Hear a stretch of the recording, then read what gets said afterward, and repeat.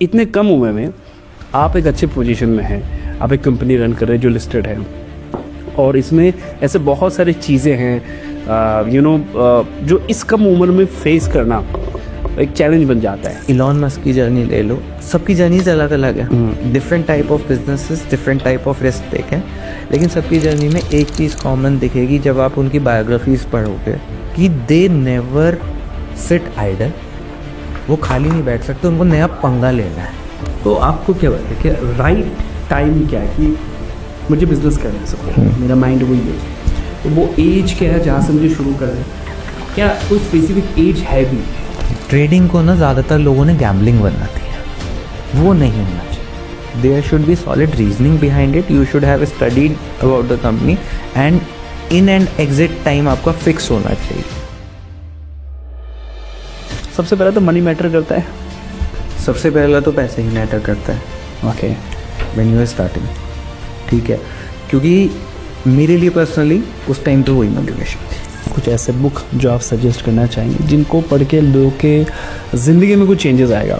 तो मैंने तो भगवद गीता बहुत पढ़ी है, तो उसका जो हिंदी ट्रांसलेशन है वो मेरे पास रहता है। मैंने अमेज़ोन के फाउंडर का एक लाइन सुना था, उन्होंने कहा कि जो डिप्रेशन है, जो एंजाइटी है, वो इसलिए नहीं आता कि आप नहीं कर पा रहे, वो इसलिए आता है कि आप कर नहीं रहे। हाँ, आप कर नहीं रहे। आप कर सकते हो लेकिन आप कर नहीं रहे। यस।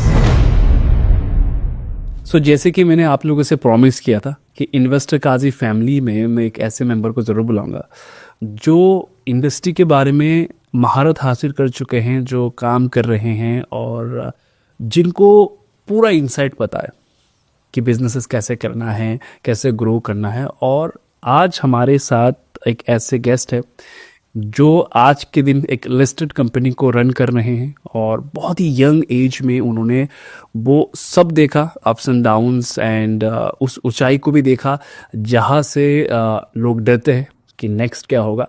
सो बहुत डिस्कशंस हुए उनके साथ, बहुत मज़ा आया, मुझे तो पर्सनली बहुत मज़ा आया और आशा करेंगे आप लोगों को भी मज़ा आने वाला है बहुत सारे। वीडियो को आप एंड तक ज़रूर देखिएगा।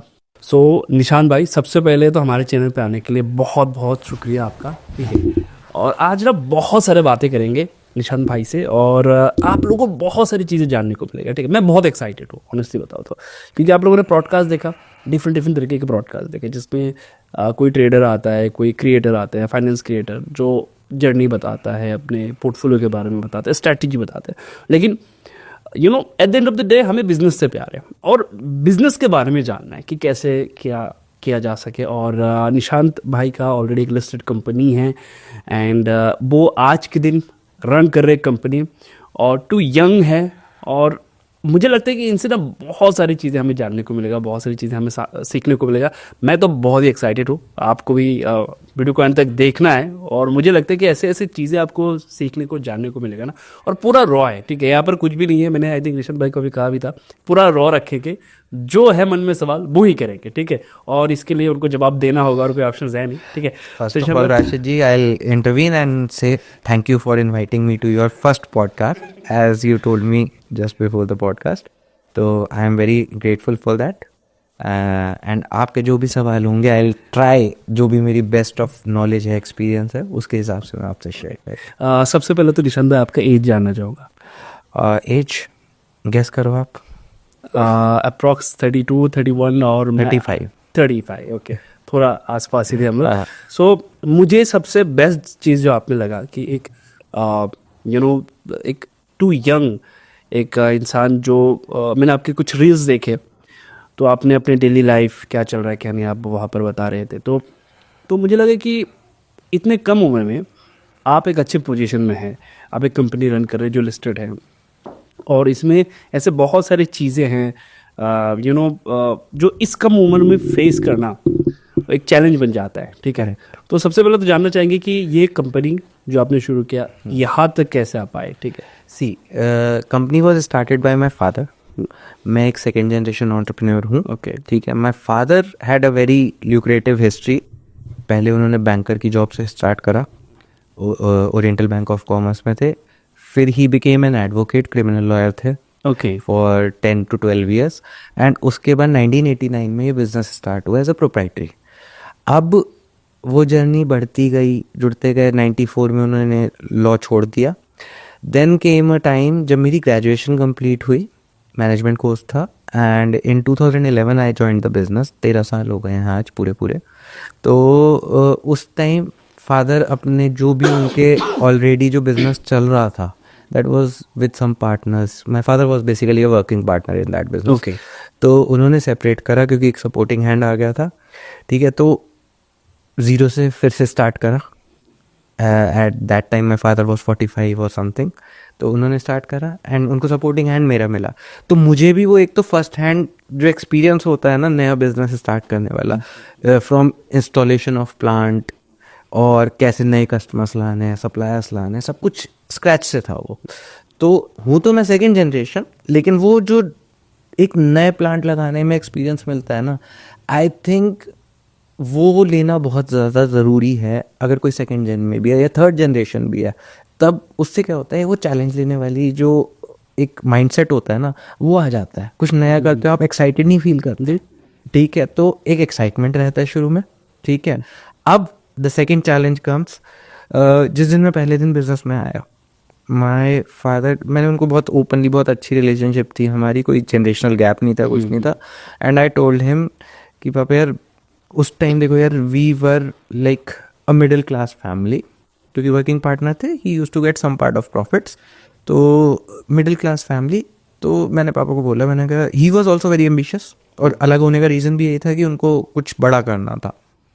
तो आई सेड कि पापा यार, अगर एक्स इतना अमाउंट का प्रॉफिट आ गया ना एक साल में, तो यार कोई मतलब BMW मर्सिडीज टाइप की कार खरीदनी है, लग्जरी व्हीकल ओन करना है, दैट इज़ माई ड्रीम। उनको भी शौक था, लेकिन व्हाट ही रिवर्टेड मी कि बेटा, एक्सपेक्टेशंस और एम्बिशंस ना उतनी बनाओ जितनी पूरी हो सके।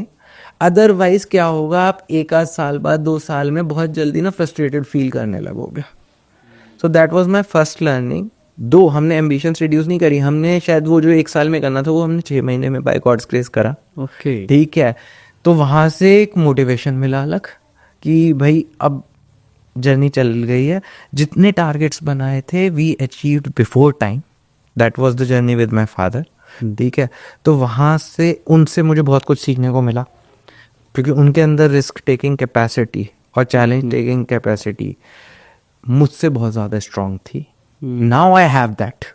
ठीक है, नाउ आई एंजॉय दैट। और अब मुझे उनका माइंडसेट, जब he is no more with us now, तो जब वो गए ना, तब मुझे बहुत क्लैरिटी आ गई कि उनका थॉट प्रोसेस कैसे चलता था। एंड उनका थॉट प्रोसेस, और अदरवाइज अगर मैं अपने ऑडियंसेस को समझाने के लिए बताऊं, तो आप ये समझो, जेफ बेजोस की जर्नी ले लेते हैं हम। ठीक है, इलॉन मस्क की जर्नी ले लो, सबकी जर्नीज अलग अलग है, different type of businesses, different type of risk taken, लेकिन सबकी जर्नी में एक चीज़ कॉमन दिखेगी जब आप उनकी बायोग्राफीज पढ़ोगे। वो मैं बहुत पढ़ता हूँ। तो अगर आप उनकी बायोग्राफीज पढ़ोगे तो एक कॉमन फैक्टर है कि दे नेवर सिट आइडल। वो खाली नहीं बैठ सकते, उनको नया पंगा लेना है। ठीक है, यानी कि नया चैलेंज लेना है। अगर टेक्निकल टर्म में बोलें, चैलेंज लेना है। उसी से उनको एक किक मिलता है। अगर आप ध्यान से समझो, उनको किक मिलता है। जिस दिन मेरे अंदर भी वो मुझे मिलने लगा ना कि रिस्क लेने में, चैलेंज लेने में किक मिलने लगा, उस दिन I think was the day जब मेरे अंदर एक एंटरप्रेन्योरियल स्पिरिट आई। एंड अब क्या हो गया माइंडसेट, ओवर 13 ईयर्स, तो लास्ट 13 साल काम करने के बाद ये समझ आ गया, जिस टाइम पे थोड़ा सा डाउन टाइम होता है ना, उस टाइम खाली मत बैठो, डाउन टाइम में मत रहो, कुछ नया चैलेंज लो, लाइफ में फन भी आएगा।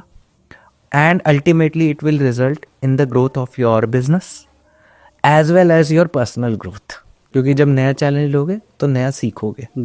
तो that is my concept now कि keep on taking challenges and keep on striving for growth.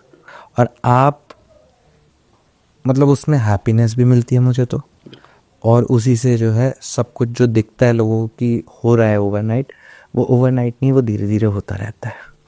यानी कि आपके जर्नी से इतना पता चल रहा है कि आप आई थिंक कॉलेज कंप्लीट करने के बाद ही आप इन्वॉल्व हो गए थे अपने business। हाँ, मैंने पोस्ट ग्रेजुएशन करी, MBA करा 2012 to 14 regular course along side business. तो जब आप आए कॉलेज कंप्लीट करने के बाद आपने ज्वाइन किया, सो आई थिंक उतना आसान तो रहा नहीं होगा आपके लिए चीज़ें समझना, क्योंकि पहले से अगर मैं बात करूँ आई थिंक उतना आप इन्वॉल्व नहीं थे, या पहले से आप इन्वॉल्व थे? नहीं, somewhere I made this target कि मुझे बिजनेसमैन बनना है इन समवेयर इन 6th और 7th स्टैंडर्ड। मतलब एक होता है ना, Okay. बच्चों को होता है साइंटिस्ट बनना है, डॉक्टर बनना है, ऐसे करना है, और ये नहीं था कि पापा के धंधे पे जाके बैठ जाना है। आई हैड दैट विजन, क्योंकि उस time as I told you my father was a working partner. मुझे था कि अब अपना बिजनेस करना है, ओके। राइट, एंड उसको भी ऐसे नहीं करना कि बिजनेस चल रहा है, we have to grow it multiple times, और उसी को लेके जो भी करना है, मतलब जिसमें इन्वॉल्वमेंट रहे और मजा आए, that was the main game. अच्छा, यहाँ पर एक सवाल, जैसे आपने कहा कि क्लास आई थिंक 6-7 स्टैंडर्ड से आप इन्वॉल्व थे, तो क्या इसका आपके सक्सेस के पीछे मैं ये मानूँ कि अगर आप पहले से ही सोच रहे हैं कि अगर इवन आपके अगर इन फ्यूचर आपके यू नो नेक्स्ट जनरेशन में, तो क्या आप भी उनको वैसे ही बड़ा करेंगे कि 6-7 से ही तुम उस तरीके से सोचो? नहीं नहीं नहीं नहीं, I will correct you here. मेरे फादर का कभी ये नहीं था कि आप बिजनेस में ही आओगे या कुछ ऐसा, ठीक है, that was my call, my decision. मुझे अच्छा, एक तरह से मेरे फादर मेरे रोल मॉडल भी थे, तो उनको जब देखता था and I saw him grow, जब एडवोकेट फेस में थे आई वाज बोर्न, तो उसके बाद जो मैंने उनकी ग्रोथ देखी, that used to inspire me somewhere, ठीक है। अब जैसे मेरा बेटा है, he is 2 years old right now, ठीक है, so I am also very open कि उसको आर्टिस्ट भी बन सकता है वो। आई एम नॉट लुकिंग कि मेरे बिजनेस में कंटिन्यूएशन होनी चाहिए। Same was the outlook of my father. देखिए, बिजनेसमैन जो बिजनेस करता है, एंटरप्रेन्योर कह लो आज की डेट में, एंटरप्रेन्योर जो भी करता है ना, they are doing it for their own satisfaction. वो वाला जो जनरेशनल वाला कॉन्सेप्ट चलता था ना, आई डोंट थिंक हमारी जनरेशन में कुछ ऐसा है कि हमारा बेटा है या बेटी वो आगे कंटिन्यू करेगा। We are doing it for our own satisfaction. मुझे बहुत ज़्यादा प्लेजर मिलता है, सेटिस्फैक्शन मिलता है। तो सेम वे मैं कभी अपने बेटे को किसी चीज़ के लिए ग्रूम नहीं करूँगा कि आपको बिजनेस में जाना है तो आपको ऐसे होना है या वैसे होना है। Whatever he wants to do he will do it, and if I age and I have grown a full empire, I will, मतलब उसमें कोई वो नहीं है। I am involved in my business, तो ups and downs चलेंगे, लेकिन I will reach where I want to reach।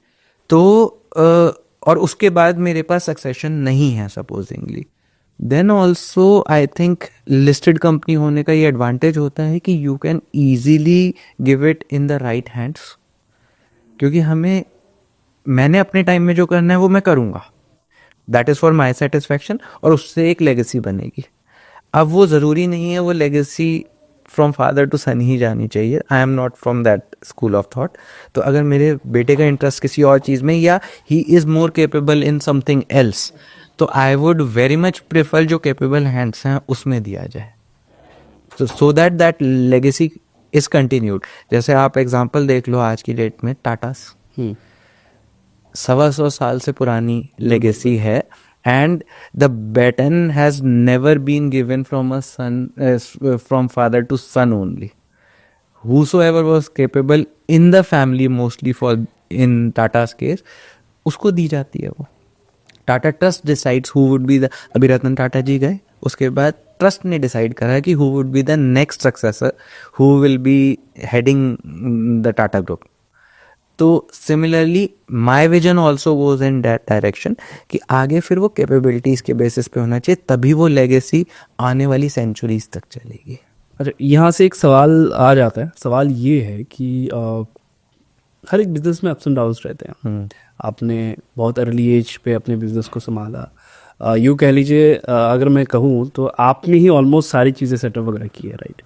नहीं, मेरे फादर का बहुत मेजर रोल था, ठीक है, हाँ, but after a stage certain level I started deciding the finance and strategies. तो इतने कम एज में आपने अप्स एंड डाउन्स देखे, बहुत सारे देखे, तो आपका सबसे लोएस्ट पॉइंट क्या था? There have been 2 lowest points. एक वेंचर हमने 2013-14 में करा था, जहाँ हमने सिक यूनिट रन करी थी, and somehow we were not able to manage it. Maybe there was lack in the management of the previous company. उस वजह से हुआ वो. हमारा कहीं पे भी मतलब स्किल्स में या बिजनेस थिंकिंग में गलती नहीं थी, लेकिन due to the habits of the older management वो प्रॉफिट मेकिंग नहीं हो पाया.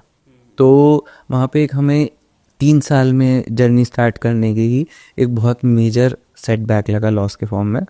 तो my father went into depression for 6 to 8 months. He was not a man who is very aggressive, who can take risks, goes suddenly into depression and you are just out of your MBA. तो वो बिल्कुल exactly वही time था. And वो एक लो point था पहला. और लेकिन रेट्रोस्पेक्शन में जब सोचते हो ना आप, तो ऐसे लो पॉइंट्स एक्चुअली एडवांटेजियस प्रूव होते हैं. कि मैंने फादर का ट्रीटमेंट भी कराया and side by side MBA से फ्रेशर निकल के आपको, क्योंकि माई father was not getting up from the bed at that point of time. वो ऑफिस जाना तो दूर की बात है, उनको खींच के ले जाना पड़ता था कभी कभी कि भाई चलो, नहीं आपको चलना है, ठीक है. A disciplined man suddenly gets in bed ridden due to depression. तो डिप्रेशन का भी वो लगा हमें कि कितना खतरनाक हो सकता है. तो वहाँ पर क्या हुआ कि सीखने को बहुत कुछ मिल गया, क्योंकि आपको सडनली एक कितना बड़ा चैलेंज है कि आपने एक बिजनेस को 3 या 4 times ग्रो कर दिया है 3 सालों में. और उसके बाद आपको सडनली वहाँ पर ऐसा होता है कि जो आपके मेंटोर हैं, गाइड हैं और जो सपोर्टिंग थे, जो फेस ऑफ द कंपनी है, he is not there supporting in that way. तो उससे सीखने को बहुत कुछ मिला. और तब आया पहला एक्सपीरियंस कि चैलेंजेस को कैसे लिया जाता है. तो that was a setback and an opportunity. और ज़्यादातर ऐसा ही होता है लाइफ में, बिजनेस में भी, लाइफ में भी. तो वहाँ पहला हुआ. एंड सेकेंड वॉज 2022 में when my father passed away. We had just recently signed for the advisors for an IPO issue and suddenly he passed away due to accidental death. तो वहाँ पे जो है सेकेंड टाइम आया कि यार इतना सब कुछ बड़ा प्लान कर दिया था and after that suddenly this happened. तो क्या होता है ना कि अभी तक 2 पार्टनर्स काम कर रहे थे साथ में and he was the head decision maker, I was the supporting decision maker, ठीक है. तो सडनली आपको ओवरनाइट ऐसे मिल जाता है and you are in amidst a lot of issues. क्योंकि आप IPO ला रहे हो तो उस टाइम पे इश्यूज तो होंगे ही होंगे. तो जो है आप, और सडनली ये न्यूज़ आ जाती है तो आपको एक शॉक लगता है. But fortunately from my father's teaching only, या जितने भी बड़े लोगों की मैंने बायोग्राफीज पढ़ी, जो मैंने बहुत पढ़ी, उधर से ये सीखने को मिलता है कि जो आदमी ऐसे टाइम्स में अपना माइंड नहीं लूज करता और हर सिचुएशन को रैशनली इवैल्यूएट करके उस हिसाब से स्टेप लेता है, तो those points actually turn out to be the major milestones in your journey in retrospection. तो वहाँ पे एक हिम्मत आई कहीं से, और फादर की जो लर्निंग थी जो उन्होंने दी थी कि ये सब चीज़ें लाइफ में होती हैं and you have to be prepared for it.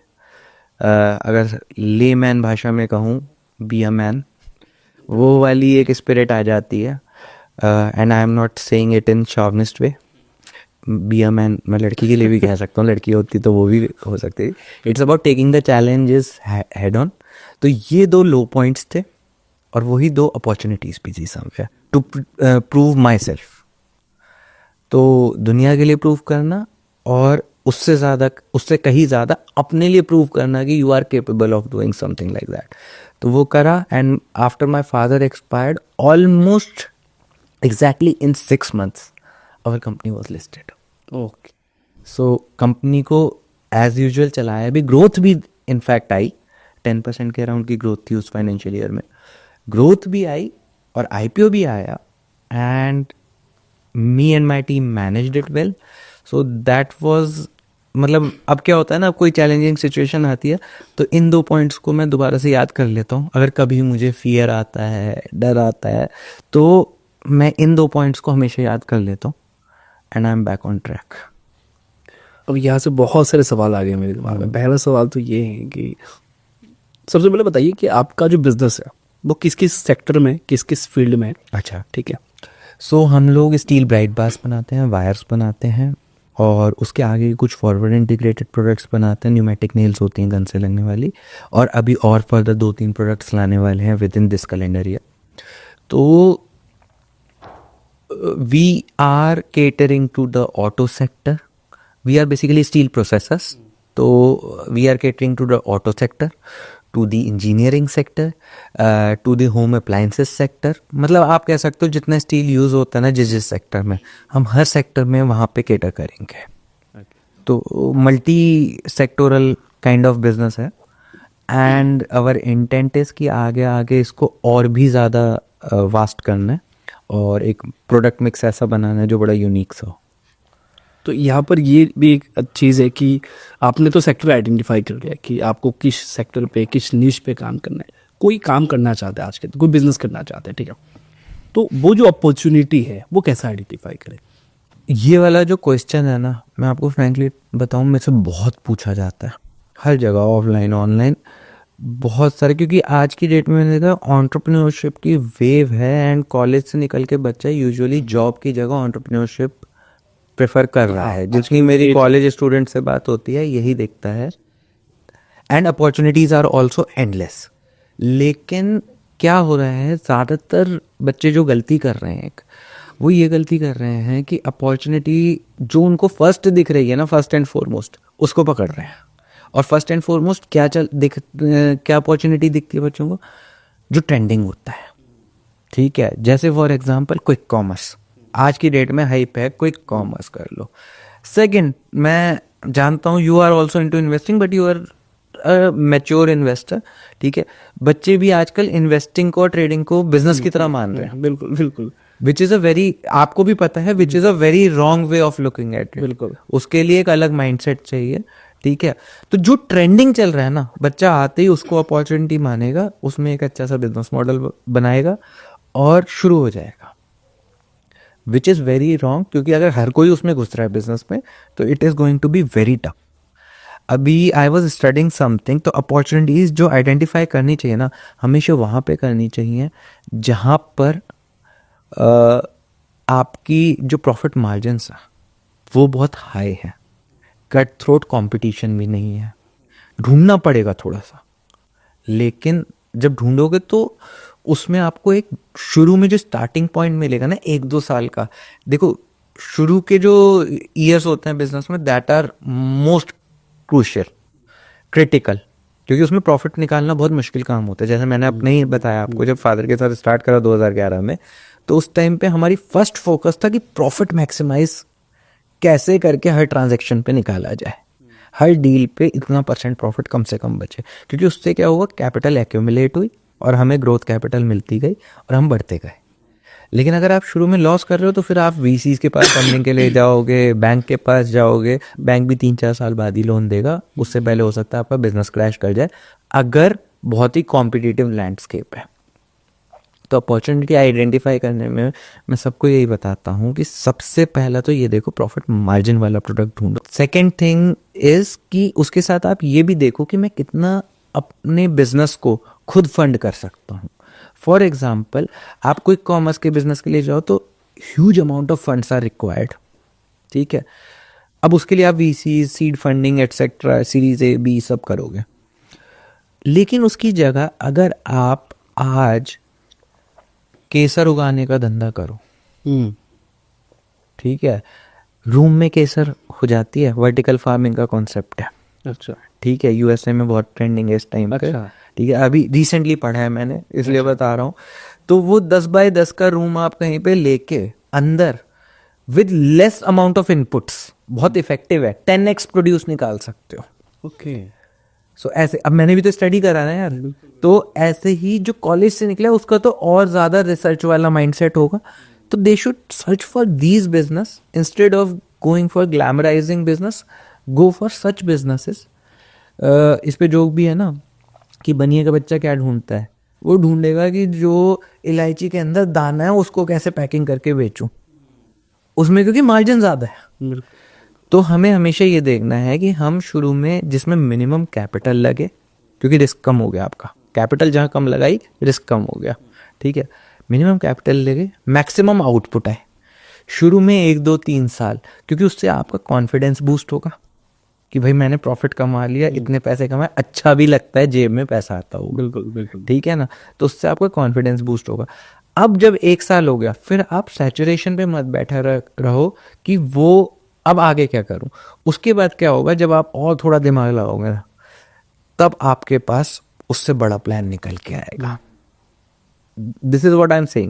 Take new challenges. Keep searching for challenges also, opportunities also. Opportunities and challenges are one and the same thing. तो सर्च करते रहो, लेकिन शुरू में अपॉर्चुनिटी ऐसी आइडेंटिफाई करो जिससे आपका कॉन्फिडेंस बूस्ट हो कि यार थोड़ी सी कैपिटल भी खुद लगाई, किसी से उधार नहीं लिया, कुछ नहीं करा, और उससे रिटर्न इतना ले लिया, और अब मैं इससे धंधा बनाऊंगा, और उस कैपिटल के साथ डेट को मिक्स करके या फिर किसी और से इक्विटी उठा के अब मैं धंधे को मल्टीप्लाई करूँगा। अभी जो इशू है ना, जितने भी यंगस्टर है जो स्कूल से निकलते हैं, कॉलेज से निकलते हैं, आजकल तो ड्रॉप आउट का ज़माना चल रहा है, हर कोई ड्रॉप आउट है, ठीक है। मैक्सिमम मैं जिनसे मिलता हूँ कहते हैं कि नहीं छोड़ दूंगा, कुछ करना है, वो जॉब में भी है, मैंने भी बहुत ऐसे सुने। हाँ, बट थिंग इज दैट कि जब वो सोचते हैं, उनका सोच देखिए कैसा होता है, उनका सोच होता है कि मुझे बिजनेस तो करना है। वो ये नहीं देखते अपॉर्चुनिटी क्या है, मुझे लगता है वो ये देखते हैं कि इसमें बिजनेस में पैसा कितना लगेगा, मैं अपने बजट के अकॉर्डिंग में बिजनेस देख रहा हूँ। तो क्या ये अप्रोच सही है कि हम अपनी कैपिटल के अकॉर्डिंग ही बिजनेस ढूंढ रहे हैं? जैसे कि अगर आप देखेंगे रील्स बहुत वायरल होते हैं कि 50,000 या 25,000 या 1 लाख जीरो कैपिटल इन्वेस्टमेंट से धंधा कर लो। हाँ, ये वायरल है, राइट? बिल्कुल। तो क्या ये जो कंटेंट है, क्या इसका एक्चुअल में कोई आउटपुट है जो अल्टीमेटली किसी भी बिजनेस में, छोटा हो बड़ा हो, the goal setting should be right. Goal setting तो मैंने छोटा वर्ड बोल दिया, विजन शुड बी राइट। ठीक है, अब विजन को बहुत लाइटली ले लेते हैं हम लोग, बट मेन ड्राइवर जो बिजनेस का होता है वही होता है। अब विजन कैसे सेट करा जाता है, आज से 10 साल डाउन द लाइन मैं अपने आप को यहाँ देखता हूँ। विजन है ना, विजुअलाइज करो, मैं 10 साल डाउन द लाइन यहाँ देखता हूँ। वो बहुत ज़्यादा इरेशनल नहीं होना चाहिए, लेकिन बहुत ज़्यादा अंडर भी नहीं होना चाहिए। That's my way of doing it. तो मैं वहाँ से बता रहा हूँ, मैं वहाँ से आ रहा हूँ। What I vision for myself मैं बता देता हूँ। I vision myself at 50 years of as.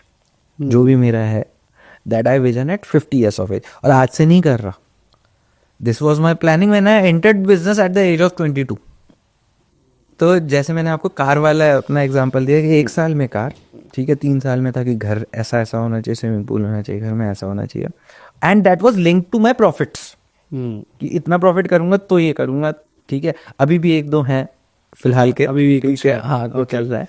ठीक है, तो अल्टीमेटली जो भी ड्रॉप आउट है, स्कूल फ्रेशर है या कॉलेज फ्रेशर है, हर किसी को ये क्लैरिटी होनी चाहिए माइंड में कि मुझे इतनी एज पे यहाँ पहुँचना है। That is your vision. ठीक है, अब उसको मिलाना है वहाँ से जहाँ मैं आज प्रेजेंटली खड़ा हूँ। ठीक है, अब उसकी 2 अप्रोचेस हैं। किसी ने बहुत बड़ा विजन लिया, एक विजन हो सकता है कि यार मुझे ना आज से 25 साल बाद मेरी एनुअल इनकम 10 करोड़ की होनी चाहिए। ठीक है, ऐसा बिजनेस करना है। तो वो धीरे धीरे चलेगा, अपनी जो आज की कैपिटल है उसको इजीली वहाँ तक अगर सिस्टमैटिक चला, बहुत इजीली वो अचीव कर जाएगा उसे। ठीक है, दूसरा विजन हो सकता है कि यार मुझे 1000 करोड़ की वेल्थ चाहिए आफ्टर 25 years। ठीक है, मेरी वेल्थ होनी चाहिए 1000 करोड़ की।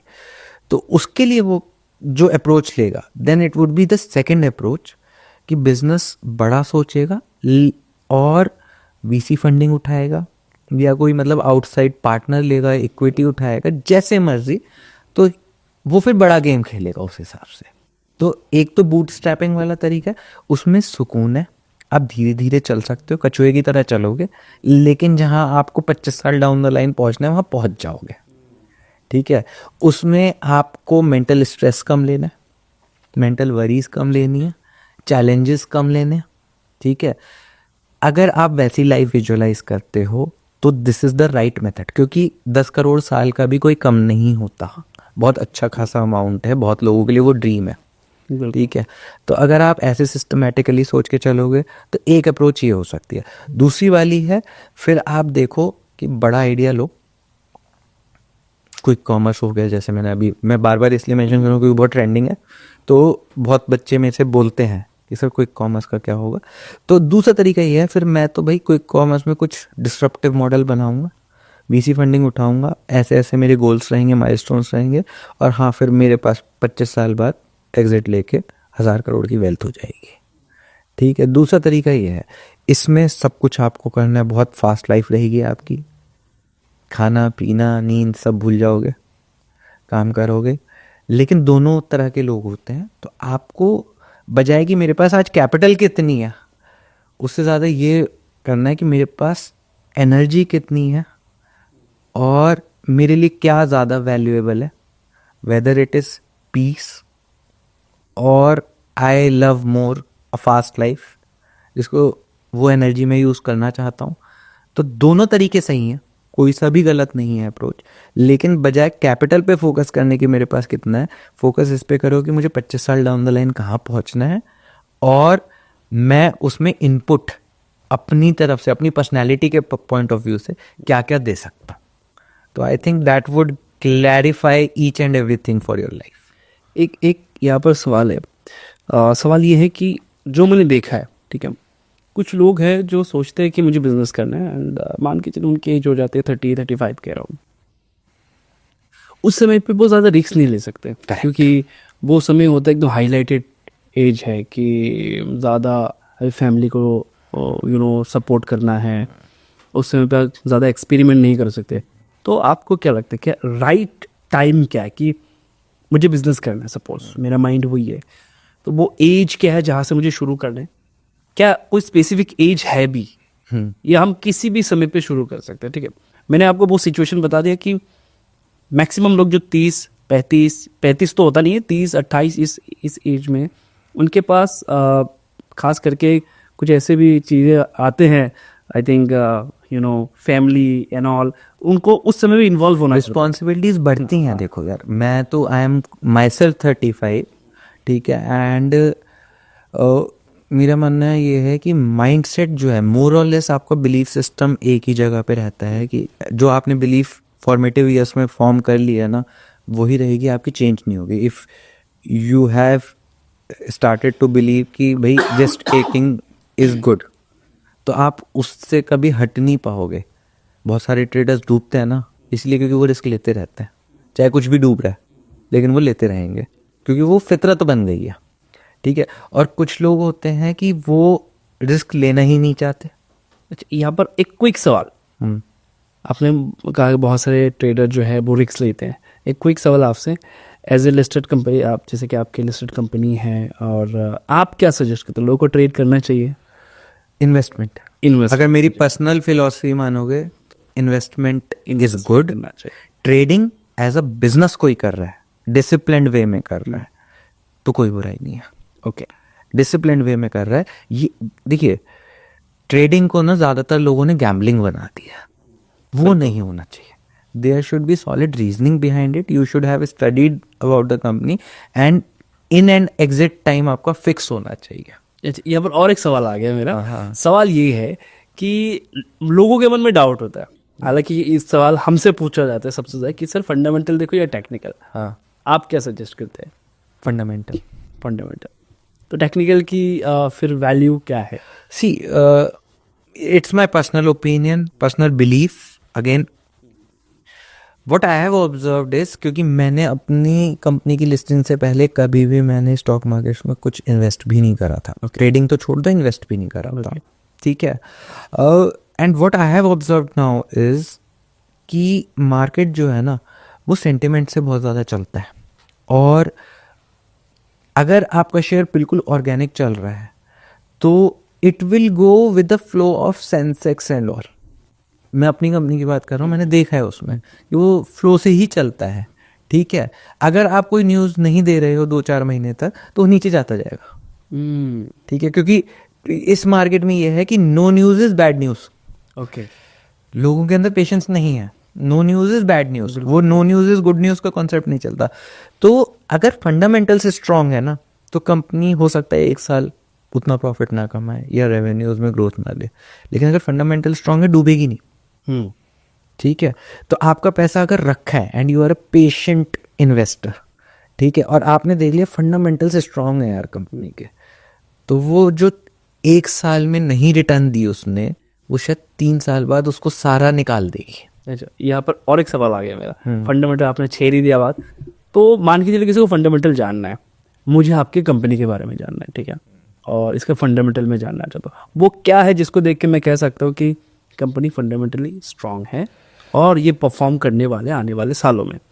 चलो मैं अपनी कंपनी के एग्जांपल से नहीं बताऊंगा, मैं वो बताऊंगा जब मैंने इन्वेस्टिंग शुरू करी, सबसे पहले तो ये देखा कि प्रोडक्ट क्या है कंपनी का।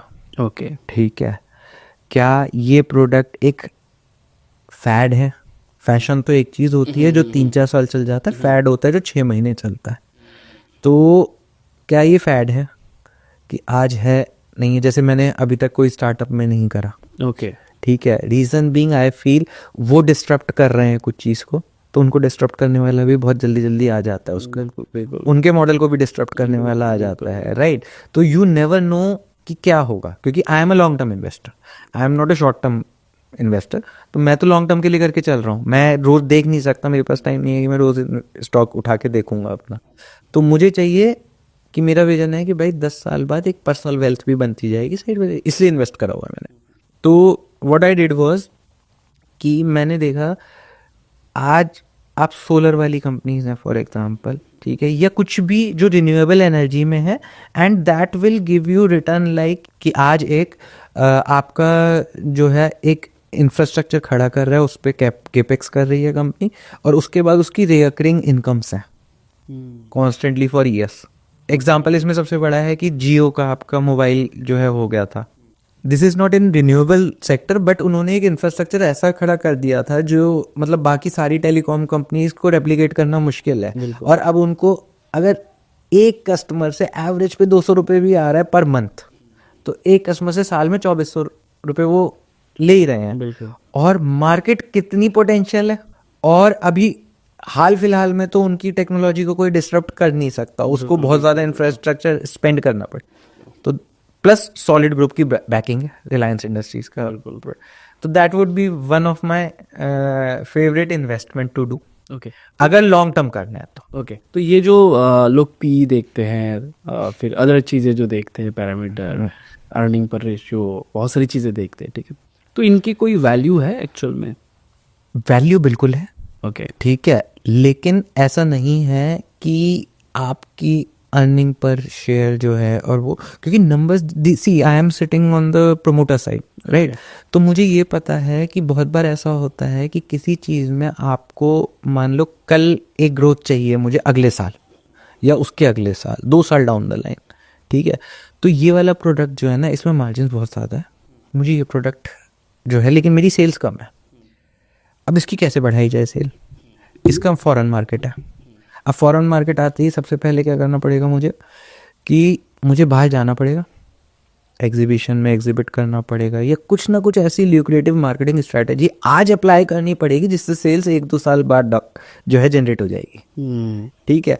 तो आज अगर मैं वो मार्केट स्पेंड कर देता हूँ, मान लो सपोजिंगली मेरा लेट्स से 1000 रुपये का प्रॉफिट है साल का आने वाला, अगर मैं ये मार्केटिंग स्पेंड नहीं कर रहा, लेकिन अगर ये करता हूं तो मेरे 200 रुपये 1000 में से इस मार्केटिंग पे चले जाएंगे, ठीक है। रिजल्ट इस साल में नहीं आएगा क्योंकि आज तो मार्केटिंग शुरू कर रहा हूं मैं, रिजल्ट तो आएगा जाके 1-2 साल बाद, ठीक है। अब अर्निंग पर शेयर तो घुस गई, सब कुछ घुस गया, नंबर्स डाउन हो गए, नंबर्स डाउन हो गए। अब जब 2 साल बाद उसका रिजल्ट आएगा उस स्पेंड का, तब तो उस केस में शेयर प्राइस जितना आपका डामाडोल हुआ होगा वो उठ जाएगा, क्योंकि उस साल वो इम्प्रूव नंबर्स आ जाएंगे और स्पेंड भी प्रीवियस उसका नहीं होगा, वो तो हो चुका पिछले साल में। तो बहुत बार ऐसा होता है, मेरे माइंड में भी कई बार ब्लॉकेजेस आती हैं, यार इससे तो नंबर्स पे ये फ़र्क पड़ जाएगा, लेकिन then if for future betterment हमें ये स्पेंड करना है तो करना है। This is just one example, ऐसा बहुत जगह पे होता है, बहुत डिसीजन मेकिंग में ऐसी थॉट प्रोसेस आपको लानी पड़ती है, आपको इन्वेस्टर के व्यू पॉइंट से सोचना पड़ता है और फिर as a company director view point से सोचना पड़ता है, और फिर दोनों चीज़ों का तालमेल बनाना पड़ता है। लेकिन I always go for things कि स्पेंड आज करके अगर मुझे 2 साल बाद और बेटर रिजल्ट्स मिल रहे हैं तो मैं आज स्पेंड करके अपने नंबर्स को नीचे कर लूंगा, कोई दिक्कत नहीं है। तो that is always you know there are two side to a coin. बिल्कुल। और आपको दोनों पहलू को सोचना पड़ता है और फिर डिसीजन लेना। इसलिए मैं कहता हूँ कि नंबर्स इमीडिएटली हर Q1 Q2 Q3 के देख के नंबर्स आप बहुत ज़्यादा जजमेंट नहीं लगा सकते। बड़ी बड़ी कंपनीज आप ले लो, बड़े बड़े नाम, रिलायंस के नंबर भी कभी ऊपर आएंगे कभी नीचे आएंगे। तो अगर आप प्योरली टेक्निकल देख के लोगे तो आप तो आज छोड़ दोगे शेयर इन कंपनीज का। तो दैट्स वाई ऐसे कि फंडामेंटल्स के साथ जाना चाहिए एंड थोड़ा सा लॉन्ग टर्म विजन लेते हुए तब इन्वेस्ट करना चाहिए। ओके, तो यहाँ पर जो मेरे एक सवाल आया है कि जो शेयर प्राइस है आपके, जो चार्ट है, तो क्या आप लोग मतलब शेयर प्राइस देख के, चार्ट देख के अपने डिसीजंस लेते हैं? कुछ लोगों को ऐसा लगता है कि देखो स्टॉक गिर रहा है, अचानक एक सर्टेन पॉइंट से बाउंस बैक करता है, ये कोई सपोर्ट हो सकता है, एनीथिंग, राइट? तो लोग ये लगता है शायद कि अच्छा जो कंपनी है ना वो उसको नेक्स्ट ईयर क्या करना है, वो ये डिसीजन तब लेता है कि अच्छा चलो स्टॉक गिर रहा है, मुझे कोई डिसीजंस लेना है, ऐसा कुछ है? It's not like that. अगर आपको एक गोल है आपका, सी अल्टीमेटली मार्केट जो आपकी एक पी रेशियो बनाता है, आपकी जो वैल्यूएशन करता है, that is driven from the profits ultimately. तो एज अ बिजनेसमैन मेरा क्या गोल होना चाहिए? Profit maximisation. बिल्कुल। तो जो भी हम डिसीजन लेते हैं that is to maximise the profit in the coming quarters, coming years. तो मैक्सिमाइज हमारा फोकस सिर्फ एक है, प्रॉफिट मैक्सिमाइजेशन, प्राइमरी मोटिव जो है। तो अगर आप प्रॉफिट मैक्सिमाइजेशन पे कर रहे हो तो आई नो कि अगर वो डाउनफॉल हो भी रहा है एंड मेरे नंबर्स जब भी अच्छे आएंगे बहुत ज़्यादा एक्सट्रीम में, तो वो ऑटोमेटिकली जितना लॉस हुआ होगा वो कवर अप हो जाएगा। तो during our review meetings we focus primarily कि हम प्रॉफिट को मैक्सिमाइज कैसे कर सकते हैं, मिनिमम इनपुट से मैक्सिमम आउटपुट कैसे ला सकते हैं। सो वहाँ पे होता है। और मुझे बाकी प्रमोटर्स का नहीं पता, but I very rarely check my share price. मतलब दिन में एक बार, वो भी मार्केट क्लोज, मतलब जब मैं I am on way back to home उस टाइम पे मैं कार में निकाल के एक बार चेक कर लेता हूँ कि भाई आज का क्या प्राइस है। Otherwise I don't. लोग तो रोज चेक करते हैं जो मतलब जो शेयर खरीदते बैठे हुए हैं उनको तो रोज चेक करना पड़ता है। यार इसमें देखो एज अ डायरेक्टर मैं आपको बताता हूँ, as a MD of the company मैं आपको बता देता हूँ, यहाँ पे ना थोड़ा सा स्पिरिचुअलिटी वाला कॉन्सेप्ट हो जाता है। अच्छा। कि आप कर्म करे जाओ, फल की चिंता मत करो, तो वो फल जो है ना वो स्क्रीन पे भी दिखने लगेगा। That I am very confident कि अगर आपके कर्म आज के सही हैं तो फ्यूचर में आपको दिखने लगेगा। तो ये जितने भी लोग चार्ट देखते हैं ना, जैसे कि हम लोग जो चार्ट देखते हैं, इस चार्ट के पीछे कोई मेहनत कर रहा होता है, जो यू नो अपना सारा कुछ लगा चुका होता है, जो उसका एक ही गोल है कि लोगों को कैसे प्रॉफिट करवाया जाए, जिन लोगों ने बिलीव रखा है। तो ये वो लोग हैं जो उस मेहनत में लगे हुए हैं। आप लोगों के लिए मेहनत करते हैं, क्योंकि जब कोई कंपनी पब्लिक हो जाता है उसके बाद मुझे लगता है कि वो सिर्फ अपने लिए मेहनत नहीं कर रहा। नहीं, देयर इज अ सेल्फिश गोल। मैं तो साफ बता रहा हूँ। अच्छा। यार मैक्सिमम परसेंटेज तो नॉर्मली प्रोमोटर्स के पास ही होती है ना, प्रोमोटर होल्डिंग। तो डायरेक्टर की तरह तो सोचता ही हूँ प्रॉफिट मैक्सिमाइजेशन, लेकिन मैंने आपको पहले भी बोला कि दो साइड हैं कॉइन के। एज ए इन्वेस्टर भी मैं सोचता हूँ okay, this is my investment also. और ये तो चलो अब रेज कर ली हमने कैपिटल, लेकिन शुरू से तो मेरा पैसा ही लगा हुआ है ना। तो business and me are separate entities, but still I am invested in that company. तो अगर आप ये समझिए ना कि अगर मैं दूसरी कंपनीज के शेयर खरीद रहा हूँ, ठीक है, मैं उसमें इन्वेस्टेड हूँ, and what I do is I check the fundamentals, invest कर दिया, और फिर मैं शायद 3 महीने में एक बार चेक करता हूँ अपना पोर्टफोलियो कि क्या हो गया क्या नहीं हो गया। एंड आई डोंट पैनिक, क्योंकि मैंने फंडामेंटल्स के बेसिस पे करा है and I know they will grow. ठीक है, यहाँ पर क्या है, मैंने इन्वेस्टमेंट डाला था इस ट्रेड पे, अब चीज़ें भी मेरे अंडर कंट्रोल में। तो आप ये बताओ, अगर मैं अपना फ़ायदा करूँगा एज एन इन्वेस्टर तो ऑटोमेटिकली बाकियों का भी फायदा होगा ना, लेकिन उससे मेरा कोई नुकसान नहीं होगा। मेरा भी फायदा ही होगा, तो सबके लिए विन विन सिचुएशन है। तो उस माइंडसेट से मैं चलता हूँ यूजुअली। सो बहुत सारे सवाल आ गए, ठीक है, लेकिन एक सवाल जो हमने पहले छोड़ा था उसका जवाब ले लेते एक बार, ठीक है। राइट एज क्या है बिजनेस का? जैसे हम बोल रहे थे कि 30s में आते ही एक सेंस ऑफ रिस्पॉन्सिबिलिटी बढ़ जाता है। Normally people have started their own families, बच्चे हो जाते हैं, वाइफ हो जाती है, पेरेंट्स भी एजिंग में होते हैं, तो आपके ऊपर सारी रिस्पॉन्सिबिलिटीज आ जाती है। तो समवेयर आप चाहो ना चाहो वो आपके माइंड पे स्ट्राइक करने लगता है इन टर्म्स ऑफ रिस्क टेकिंग, ठीक है। अब अगर किसी ने भी, जैसे मैंने पर्सनली 21-22 में रफली स्टार्ट कर दिया था बिजनेस, तो व्हाट हैपेंड वाज उस time I was very very fearless. See, risk taking जो आप कह रहे हो, रिस्क जो टर्म है ना, वो कुछ नहीं है, वो फियर का ही बिजनेस टर्म है। अगर आप पर्सनल वे में देखो तो मुझे इस चीज़ से डर लगता है, और अगर बिजनेस टर्म्स में कह दो तो बिजनेस को ये रिस्क है। बात एक ही है दोनों, बस वो रिस्क वर्ड है बिजनेस के लिए और आपके लिए है फियर वर्ड, ठीक है। तो वो 20s में ना, आप जब तक, स्पेशली आप जब तक सिंगल होते हो, तब तक ये होता है यार जो होगा देखा जाएगा, ये करना है, दिख रहा है हो जाएगा, मतलब आई एम 99% श्योर कि ये हो जाएगा। तो आप बढ़ते चले जाते हो, बहुत ही फियरलेस एटीट्यूड होता है। और फिर क्या होता है, एज के साथ ना जैसे जैसे रिस्पॉन्सिबिलिटीज एड अप होती हैं, कहीं ना कहीं आपके माइंड में आता है, लेकिन आप आदत से मजबूर हो चुके होते हो तब तक, क्योंकि जो आपके प्रिमिटिव एरियाज में आपकी नेचर बन गई ना, उससे बदलना बहुत मुश्किल होता है आदमी के लिए। तो अगर आपको उस टाइम पे चैलेंजेस ले लिया आपने और उससे आप जीत भी गए हो, तो आपका कॉन्फिडेंस बिल्डअप हो जाता है।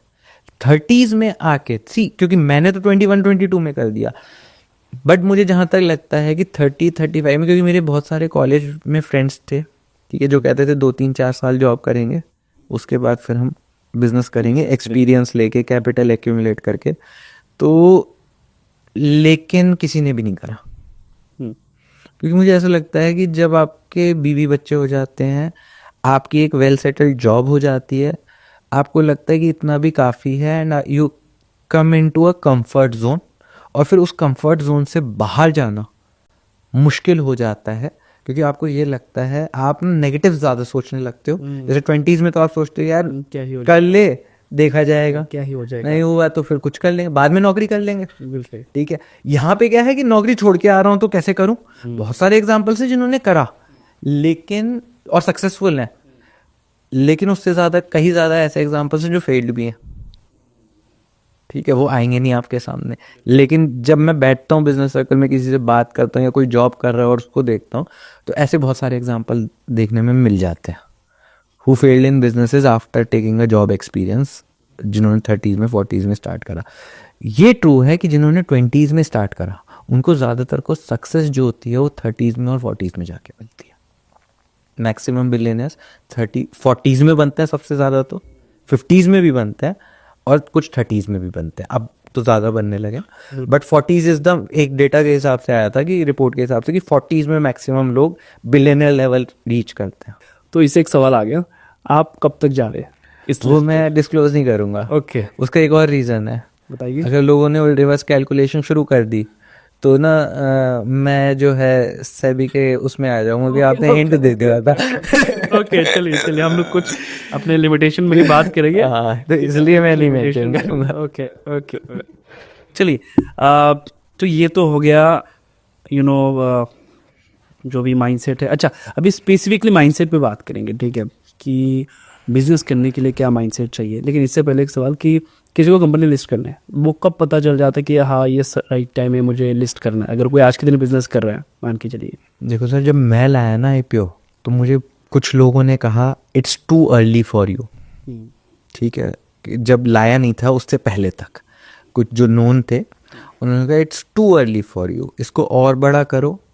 फिर ये SME IPO क्यों ला रहे हो, मैं BSc SME पे लाया था, तो SME IPO क्यों ला रहे हो, कम से कम जो है 100-150 करोड़ का मेन बोर्ड का IPO लाना 2-3 साल और काम करके, ठीक है।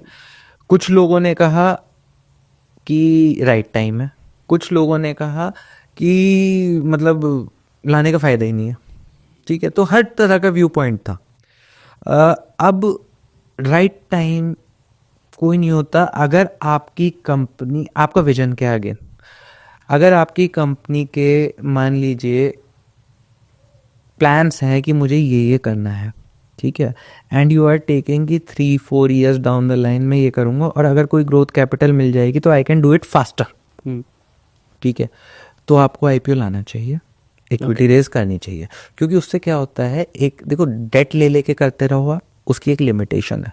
Plus I belong to MSME segment right no, तो एमएसएमई सेगमेंट में डेट के लिए भी कोलेटरल चाहिए, ठीक है ना, तो कोलेटरल भी कब तक दोगे आप?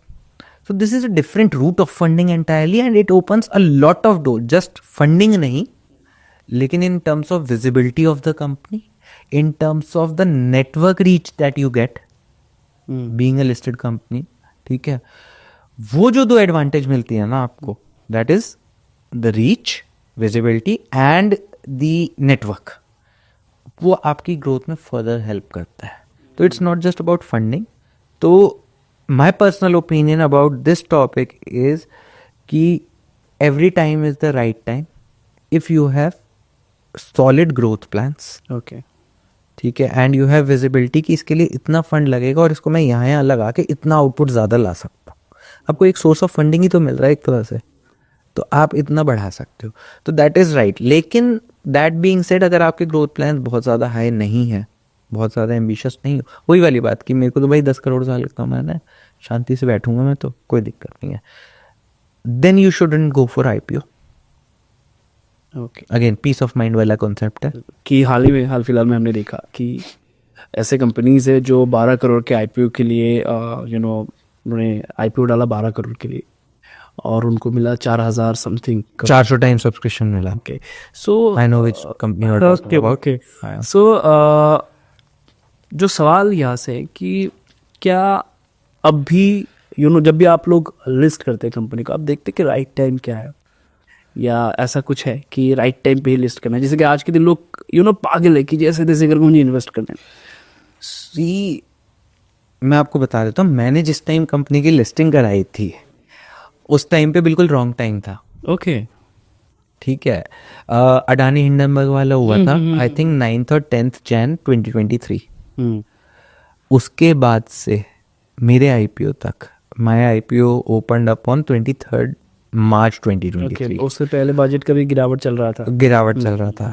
उन 2 महीने में एक भी आईपीओ नहीं आया था, ना एसएमई ना main board. Mine was the first one.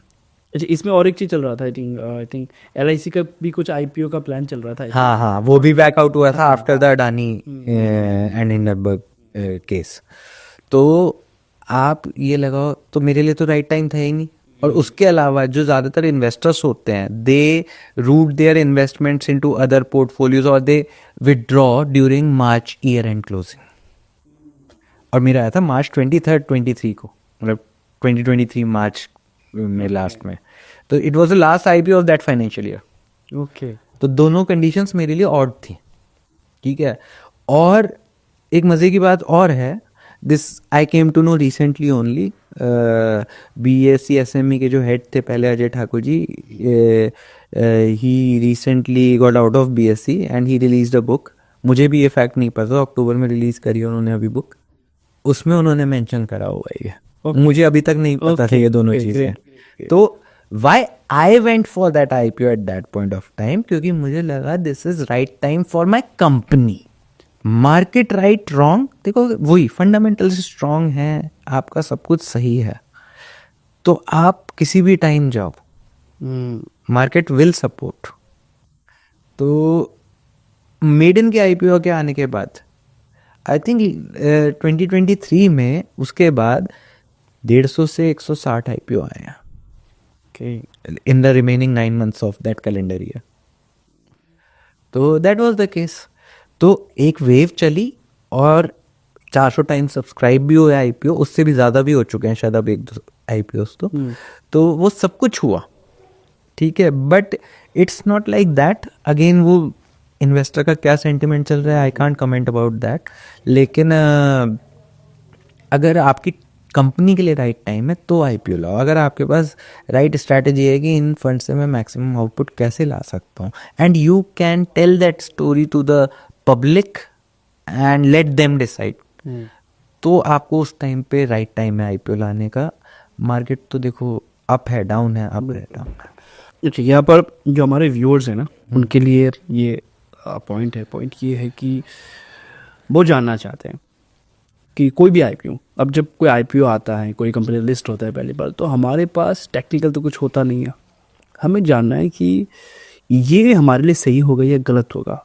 तो इसके लिए आप क्या सजेस्ट करते हैं, क्या पैरामीटर होना चाहिए कि हमें इसमें प्लान करना चाहिए या नहीं, क्योंकि वैल्यूशंस की ही बात है ना।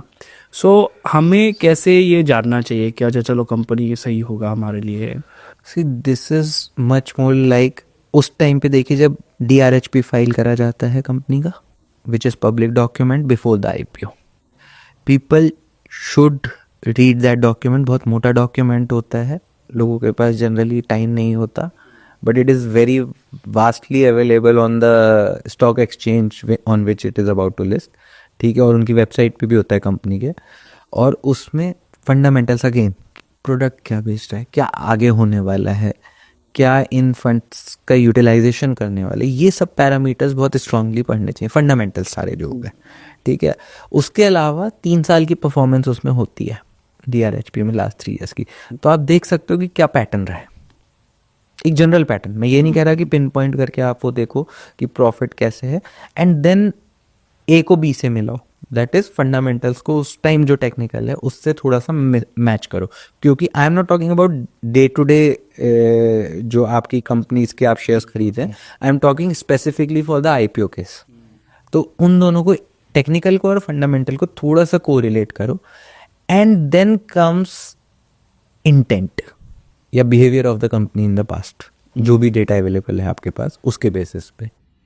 तो जैसे मैं अपना ही बता रहा हूँ, मैं बहुत कैंडिडली बता रहा हूँ through this podcast, I committed certain things which I was not able to deliver timely last year. Okay, जो मैंने कमिट कर दी, जबकि मैंने ओवर नहीं करा था। सर्टन मार्केट सर्कमस्टेंसेज जो स्टील इंडस्ट्री के थे वो बहुत ज़्यादा नेगेटिव चल रहे थे, मतलब demand levels were too low overall. अभी लास्ट 6 मंथ्स में जितनी स्टील इंडस्ट्री के रिजल्ट्स आए, they were not very high और समथिंग, ऑलमोस्ट एट पार और लिटिल लोअर। तो मार्केट फोर्सेस ऐसे आ गए, लेकिन क्या है, इंटेंट यही है कि ग्रोथ करनी है। और आई टॉक टू, मतलब I had like zoom meetings and calls with investors. तो इन्वेस्टर समझता है, जो मैच्योर इन्वेस्टर है वो समझता है, because my intent is not wrong, I am trying, but market circumstances became too worst to go against it. लेकिन क्या हुआ, इंटेंट सही थी, तो I recalibrated it in last 2-3 months. बहुत ज़्यादा डेटा एनालिसिस करा कि कहाँ पे है कि हम अगेंस्ट मार्केट भी ग्रोथ कर सकते हैं, या जो कैपिटल हमारे पास फंड्स हैं उनको हम कहाँ यूटिलाइज कर रहे हैं कि किसी तरह से अगले 3 से 6 महीने में या 1 साल में जो हमने रिजल्ट्स को लूज करा है वो हम दोबारा से उसको 2 साल का इम्पैक्ट ला सकें ऐड ऑन करके। तो इंटेंट वहीं पे है, फोकस वहीं पर है। There is no other line of business जहाँ पे हम कुछ कर रहे हैं, क्योंकि मेरी तो सोलो कंपनी है, ठीक है ना, मतलब एक लिस्टेड एंटिटी है, एक और है, लेकिन उसमें अभी हम डेवलपमेंटल स्टेज में हैं। तो फोकस सारा इसी पे है, एंड इंटेंट मेरी भी, जैसा मैंने बताया ना, मैं तो इसमें मेजर इन्वेस्टर हूँ, तो मेरी भी इंटेंट वही है कि वहाँ पे मेरा मैक्सिमाइज हो।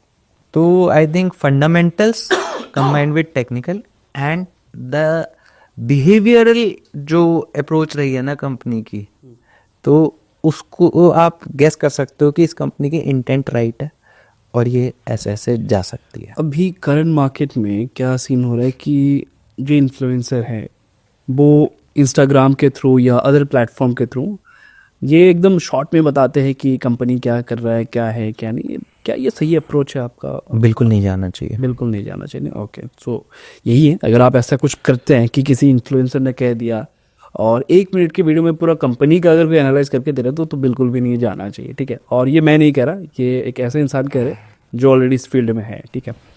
ओके, तो बहुत सारे डिस्कशंस हम लोगों ने किया है, कंपनी कब लिस्ट करना चाहिए और क्या क्या चीज़ें देखना चाहिए।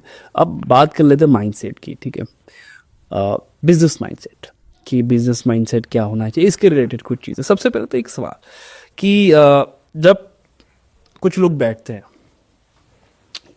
आपके जैसे और कुछ लोग जिनके लिस्टेड कंपनीज हैं, आपका डिस्कशंस किस टॉपिक में होता है? बहुत पर्सनल सवाल है ये। मतलब किस सेंस में आप पूछ रहे हो? मैं ये बताता हूँ कि जो यूथ है ना आज के दिन, अगर आप देखेंगे जब वो बैठते हैं, जब वो डिस्कशंस करते हैं, तो उनके डिस्कशंस आपको एक स्टेज के बाद आपको लगेगा कि अरे इतना मतलब वो मैच्योर डिस्कशंस नहीं है, ठीक है। तो जब आप लोग बैठते हैं, आप लोग का डिस्कशंस क्या होता है? आप लोग से आपका मतलब है मतलब कि मेरा मतलब है जो अदर प्रोमोटर्स, अदर डायरेक्टर्स, ठीक है, ओके, कि आप लोग क्या डिस्कशन करते हैं? क्या आपका भी वही डिस्कशन होता है कि अच्छा चलो ये है वो है ये कर रहे हैं, वो होता है ना चिल टाइप का, है ना? हाँ। मैं ये सवाल इसलिए कर रहा हूँ कि आज के दिन जब कुछ लोग बैठते हैं एक साथ, ठीक है, तो उनका विजन क्लियर नहीं होता, कुछ भी डिस्कशन चलता है। तो आप लोगों का जनरल डिस्कशंस क्या होते हैं? कि यार मैं बताता हूँ, बड़ी इंटरेस्टिंग चीज़ है इसमें। एक मेरे 5-6-7 दोस्तों का फ्रेंड्स ग्रुप रहा है जो मेरे नर्सरी से फ्रेंड्स हैं। ओके, ठीक है, मतलब इमेजिन कितने साल की दोस्ती हो गई, 30-32 साल की दोस्ती हो गई, ठीक है। एंड आउट ऑफ दो 6, 5 करेंटली आर बिजनेस ओनर्स, ठीक है। मेरे अलावा सारे जो हैं वो आइदर प्रोप्राइटरी रन करते हैं and they are mostly into trading and manufacturing business at a good level, decent level, ठीक है। तो अच्छे ग्रोथ भी ले रहे हैं, ठीक है। So what used to happen was कि जब तक हम लोग थे से 25, 26, 27 ईयर्स की एज के, क्योंकि मैंने तो 6th क्लास में सोच लिया था कि भाई बिजनेसमैन बनना है, और समवेयर वो शायद हो सकता है मेरी प्रॉब्लम हो कि माइंड वहीं अटका हुआ था, ठीक है। तो मुझे सबसे ज़्यादा डिस्कशंस यही करने में मज़े आते थे कि यार बिजनेस ऐसे जाएगा वैसे जाएगा। हो सकता है उस टाइम पे मैं भी इमेच्योर बिजनेस के मतलब कहीं जा नहीं रहा विजन, लेकिन करता हूँ। लेकिन उसको करते करते क्या हुआ, प्रैक्टिस हो गई, फॉर्म हो गया एक विजन, ठीक है। Somewhere business is also like that, कि उसमें आपको कई बार क्या होता है कि आप कर रहे हो कुछ चीज़ और आपको समझ आता है यार रिजल्ट सही नहीं आ रहा, तो आप सडनली चेंज कर देते हो कुछ उठा के, ऐसा भी होता है, ठीक है। तो same goes there and they use to get bit irritated from me, क्योंकि वो लोग नहीं करते थे, they were out of college and they started doing joining their family business या अपना जो भी करा, they started it later on 26, 27 की एज में। तो 24, 25 तक वो सब मुझसे इरिटेट होते थे। Now what has happened is कि जब मिलते हैं तो देखो ओकेजन अलग अलग होते हैं, obviously if you are meeting with family तो आप सबको बोर नहीं करोगे, तो चिल वाले डिस्कशंस होते हैं। And if we are meeting specifically कि ओवर द लंच या dinner and we are only the business owner, तो ऑटोमेटिकली वो जो डिस्कशंस होते हैं वो कहीं ना कहीं इसमें पहुंच जाते हैं कि यार आगे और फर्दर ग्रोथ कैसे करी जाए। या क्या होता है ना, कई बार आप थर्ड पर्सन का पर्सपेक्टिव लेते हो, या मैं कहो आप ऐसों के साथ बैठा हूँ कि जो 2-3 कंपनीज चला रहे हैं, या फिर they are hard core big investors, ठीक है, सब बैठे हैं ओवर द ड्रिंक्स रात को या डिनर पे बैठे हैं, तो उस टाइम पे क्या होता है कि पॉसिबिलिटीज़ एक्सप्लोर करी जाती हैं। एक तो यार क्या चल रहा है ये तो 5-10 मिनट में ख़त्म हो जाता है जब आप रेगुलरली किसी से मिल रहे हो, ठीक है। उसके बाद जो है पॉसिबिलिटीज़ कुछ उनके में चल रहा है नया, कुछ मेरे में चल रहा है नया, देन वी एक्सप्लोर कि यार इसमें ये करा जा सकता है। Either we suggest each other कि यार ये कर लो इसमें, क्योंकि एक थर्ड पर्सन का पॉइंट ऑफ व्यू आ जाता है, तो that is who is also experienced. तो उसमें ना एक नई पॉसिबिलिटी या तो उसको हेल्प हो जाएगी या मुझे हेल्प हो जाएगी, या फिर कुछ अलायंस निकल आएगा, यार ये मिलके करते हैं, इसमें कुछ निकल सकता। Mostly discussions are about exploring the future growth. ये सवाल करने के पीछे मैं कारण बताता हूँ। मैं ऐसी जगह से बिलोंग करता हूँ या जहाँ से मैं आया हूँ, जब मैं ट्रेडिंग करता था, इन्वेस्टिंग के बारे में डिस्कस करता था, हमारे यहाँ पर गवर्नमेंट जॉब, ठीक, हर कोई इसमें ही फोकस करता है। मैं भी ऐसी फैमिली से बिलोंग करता हूँ, मेरे घर में मैक्सिमम लोग जो हैं वो नेशन को सर्व कर रहे हैं, कुछ ऑफिसर्स हैं, साइड टॉपर हैं मेरे घर में, दे आर वेल एजुकेटेड, ठीक है। तो अर्ली एज में एकदम जब मैं डिस्कस करता था इन्वेस्टिंग के बारे में, लाइक कौन इसमें डिस्कस करे, हमें तो प्लान करें कहाँ घूमने जाना है, ठीक है। तो वो जो मैंने फील किया कि अरे जब आप वो डिस्कशंस करते हैं आपका सर्कल छोटा हो जाता है धीरे धीरे करके, एकदम छोटा हो जाता है, कोई रहता ही नहीं आपके पास बात करने के लिए, किससे आप बात करेंगे, क्योंकि वो माइंडसेट मैच ही नहीं होता है ना, आपको पता नहीं होता, लेकिन वो आपको एक टाइम के बाद पता चल जाता है कि वो बंदा बोर हो रहा है। बिल्कुल हो रहा है ना। तो ये सवाल करने के पीछे पहला कारण तो ये था कि मैं जानना चाहता था कि अभी क्या चल रहा है, जब आप डिस्कस कर रहे हैं किसी के साथ, कि जब आप बैठते हैं आप किस बारे में चर्चा करते हैं। अगर आपको एक हेल्दी कन्वर्सेशन चाहिए, अगर आपको कुछ करना है, तो आपको कैसे कैसे लोगों के साथ बैठना है, ठीक है। तो ये जो मैंने सवाल किया, इसमें मैं कहीं ना कहीं इन्वॉल्व हूँ। आज के दिन जो यूथ देख रहे हैं, जो वीडियो को देख रहे हैं, जो कुछ करने की सोच रहे हैं, शायद वो भी इसी चीज़ से गुजर रहे होंगे आज के दिन। मान के चलिए आज के दिन कोई फाइनेंस के बारे में सोच रहा है, देख रहे हैं, और उसका एज है 20-22 साल, हमने नहीं सोचा था 20-22 साल में, मान के चलिए। तो अगर वो ऐसा कुछ फील कर रहा है तो आप सही डायरेक्शन में ही है, राइट, आप सही डायरेक्शन में। ऐसा नहीं है कि आपका डायरेक्शन गलत है, आप बिल्कुल सही डायरेक्शन में। एक तो ये पॉइंट होगा। दूसरा पॉइंट में ये सवाल करने के पीछे ये भी एक कारण मेरे पास है कि अगर आप ग्रो करना चाहते हैं, आपके जो सराउंडिंग लोग हैं वो भी कहीं ना कहीं आपके जैसे ही होने चाहिए, ठीक है। तो मैं इसी वजह से आपसे मैंने ये सवाल किया कि जब आप ये लाइफ में सबसे इम्पोर्टेंट चीज़ है, और मैंने मतलब हाल फिलहाल में 2-3 सालों में बेसिकली यू कैन से, जब से मैंने बिजनेस पूरा प्योरली खुद करना शुरू करा, व्हाट आई रियलाइज इज हमेशा उन लोगों के साथ मैक्सिमम टाइम स्पेंड करो। आई एम सेइंग मैक्सिमम, सबके साथ करो, अपनी फैमिली के साथ करो, फ्रेंड्स के साथ करो, लेकिन जब उनके साथ हो ना, ये सब चीज़ें मत डिस्कस करो, जिसका जो इंटरेस्ट है, या फिर सिर्फ चिल करो, ठीक है। लेकिन आपको जो अल्टीमेटली अब करना है ना, नेक्स्ट अगले 1-2-3 साल में, और जो वो चीज़ कर चुका है उसके साथ सबसे ज़्यादा टाइम स्पेंड करो। एग्जाम्पल दे देता हूँ, आपको क्रिकेटर बनना है तो what would be better, Sachin Tendulkar के साथ टाइम स्पेंड करना, या फिर जो है किसी अमित शाह जी के साथ टाइम स्पेंड करना? What would be better? Obviously. बड़े तो दोनों हैं, अमित शाह जी भी बहुत बड़े हैं और सचिन तेंदुलकर जी भी बहुत बड़े हैं, लेकिन आपको तो क्रिकेटर बनना है, तो आप किसके साथ टाइम स्पेंड करोगे? So that's the simple game. Cricketer बनना सचिन तेंदुलकर ही सिखाएंगे, बिल्कुल। और वो कभी आपको ये नहीं कहेंगे कि आप कहोगे कि यार मुझे सचिन जी, मुझे ग्रेटेस्ट बैट्समैन बनना है, वो कभी ये नहीं कहेंगे कि आप नहीं बन सकते। अमित शाह जी तो हो सकता है आपके 2-3 स्ट्रोक्स देखें और कहें कि नहीं यार तुमसे ना हो पाएगा, बिल्कुल ठीक है, लेकिन सचिन जी कहेंगे कि यार बन तो सकते हो, लेकिन ये कमी है। बिल्कुल। तो आई थिंक जो आपको करना है next 2-3-4 years of life, 5 years, जिसमें आप एक्सपर्ट बनना चाहते हो या जिसमें आप एक लीडरशिप पोजीशन लेना चाहते हो, तो आई थिंक उस फील्ड के लोगों के साथ बैठोगे जो वो ऑलरेडी अचीव कर चुके हैं, तो I think they would be, वो बोर भी नहीं होंगे आपकी बात सुन के, इनफैक्ट आपको कुछ ना कुछ ज्ञान दे के जाएंगे, और हो सकता है हैंड होल्डिंग ही कर दें।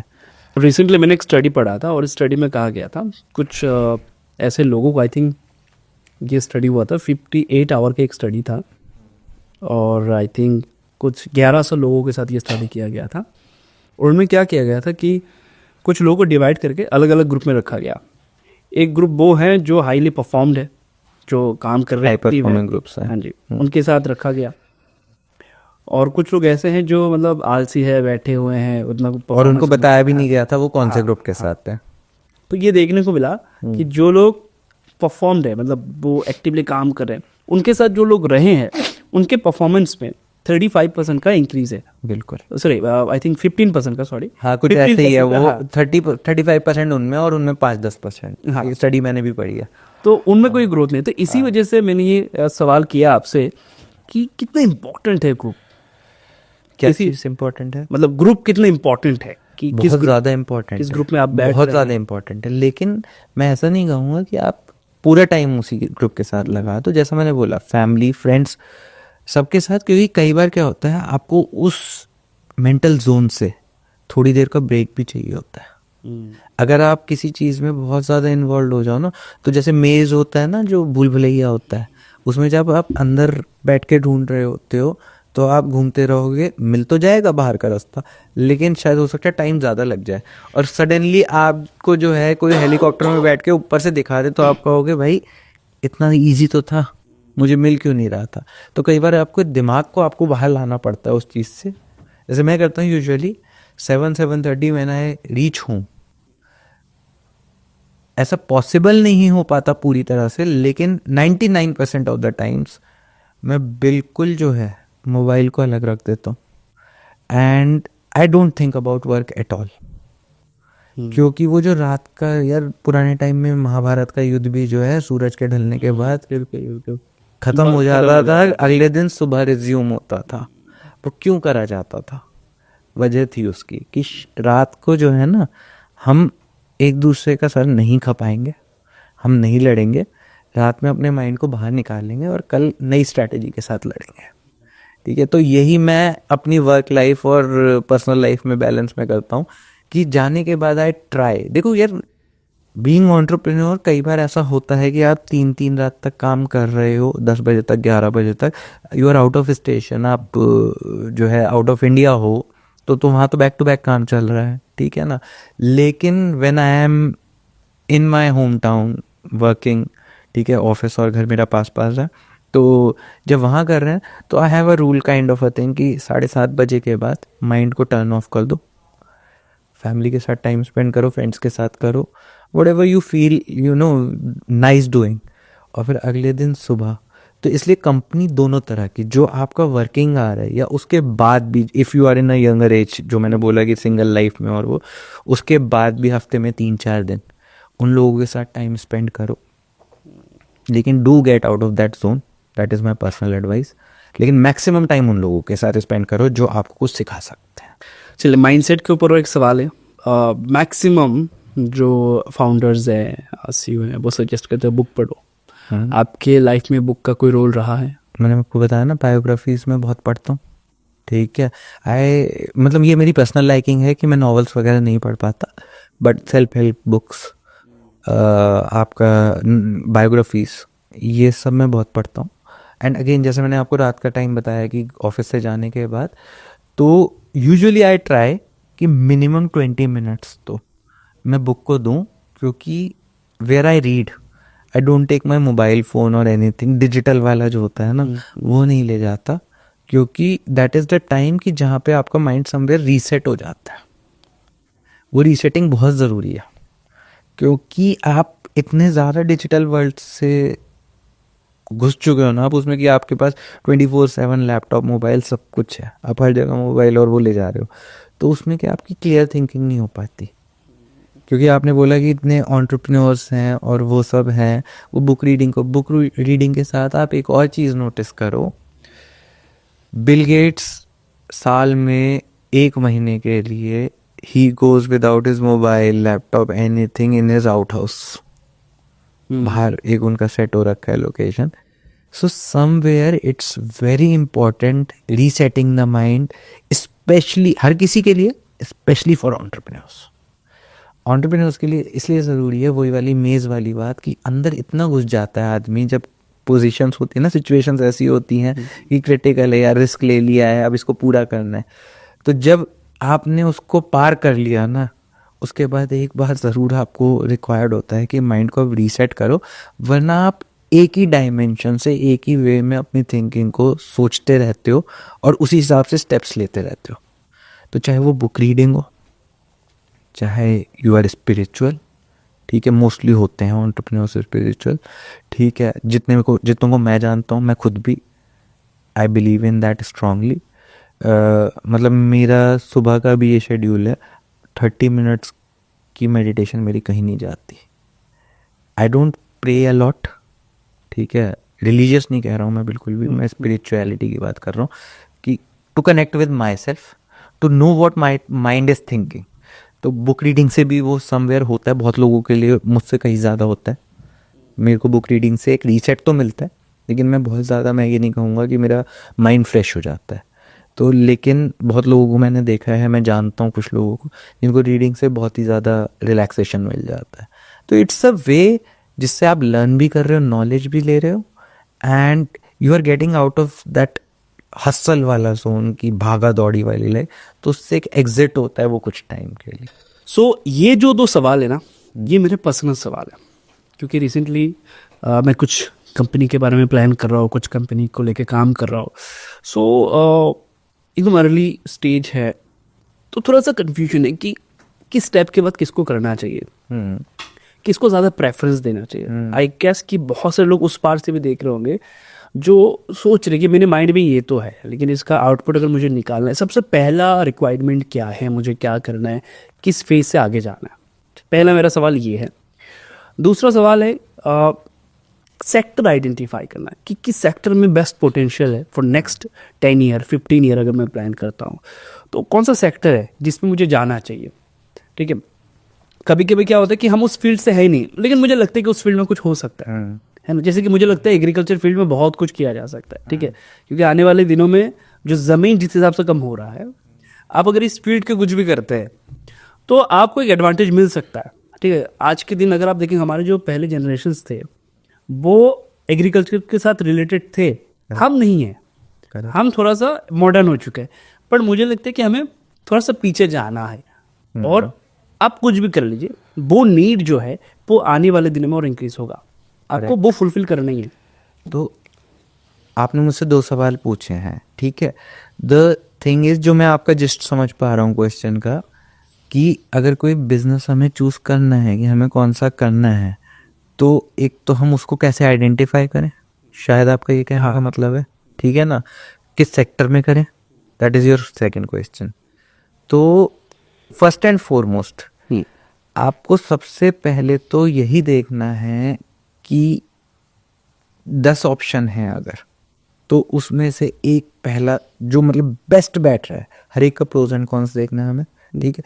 क्योंकि क्या है, जब स्टार्ट कर रहे हो आप, अगर आप 5-6 चीज़ें इकट्ठा स्टार्ट कर दोगे, एक सपोजिंगली एग्रीकल्चरल फील्ड से हो गया कोई सा चीज़, एक स्टील से हो गया, एक B2B कॉमर्स से हो गया, अगर आप 3 चीज़ें स्टार्ट करोगे और कोशिश करोगे कि मेरे माइंड में तीनों चीज़ों पे मैं अलग अलग फोकस कर लूँगा, कुछ नहीं होगा, रायता फैल जाएगा। ठीक है, क्योंकि जब आप किसी एक चीज़ पे फोकस बहुत अच्छे से करोगे, 100% करोगे, तब वो चीज़ जो है, चांसेस हैं कि हायर स्पीड पे ज़्यादा जल्दी वहाँ पहुँच जाएगा। एक बार आप उस लेवल पे पहुँच गए, then go for second opportunity, my advice would be that. ठीक है, तो पहले तो हमें एक ही चीज़ पे फोकस करना है। अब रही बात कि वो सेलेक्ट कैसे करें, ठीक है। तो अब जैसे आपने एग्रीकल्चर वाला मुझे कहा, सबसे पहले शांति से बैठ जाओ, 1-2 दिन कहीं हॉलीडे पे चले जाओ, घर पे बैठ जाओ रूम बंद करके, पेन पेपर लो, जो 5 आइडिया, 8 आइडिया, 10 आइडिया दिमाग में आ रहे हैं, ठीक है। एंड ट्रस्ट मी, ये मेरी पर्सनल टिप है, मैं ये नहीं करता कि स्टार्टअप्स कौन से करूं या बिजनेस कौन से करूं, लेकिन जब भी बिजनेस में ऐसा होता है ना कई बार कि यार 4 अपॉर्चुनिटीज़ आ रखी हैं और बैंडविड्थ एक को लेने की है, या मुझे इसमें से एक पे फोकस करना है और चारों बड़ी टेम्पटिंग लग रही होती हैं, तो उस टाइम पे ये ट्रिक यूज़ करता हूँ कि आराम से शांति से, संडे का दिन है, घर पे अकेले बैठ जाता हूँ 4-5 घंटे रूम बंद करके, और पेन पेपर निकालता हूँ, हर एक को लिखना शुरू करता हूँ, हर एक के जो प्रोज एंड कॉन्स आ रहे होते हैं वो लिखना शुरू करता हूँ, and supported by a laptop, ठीक है, कि जिसमें मैं जो भी मुझे उस टाइम पे फैक्ट्स चेक करने हैं वो मैं कर सकूँ। आज इंटरनेट पे सब कुछ अवेलेबल है, तो वो फैक्ट्स चेक करे, फिर एक खुले माइंड से, चाहे एक दिन का ब्रेक ले लिया, लिखने के बाद अगले दिन मैं दोबारा रीचेक करता हूँ, रिविजिट करता हूँ और फिर सोचता हूँ, ठीक है। एंड जो उन 4 में से बेस्ट लग रहा होता है,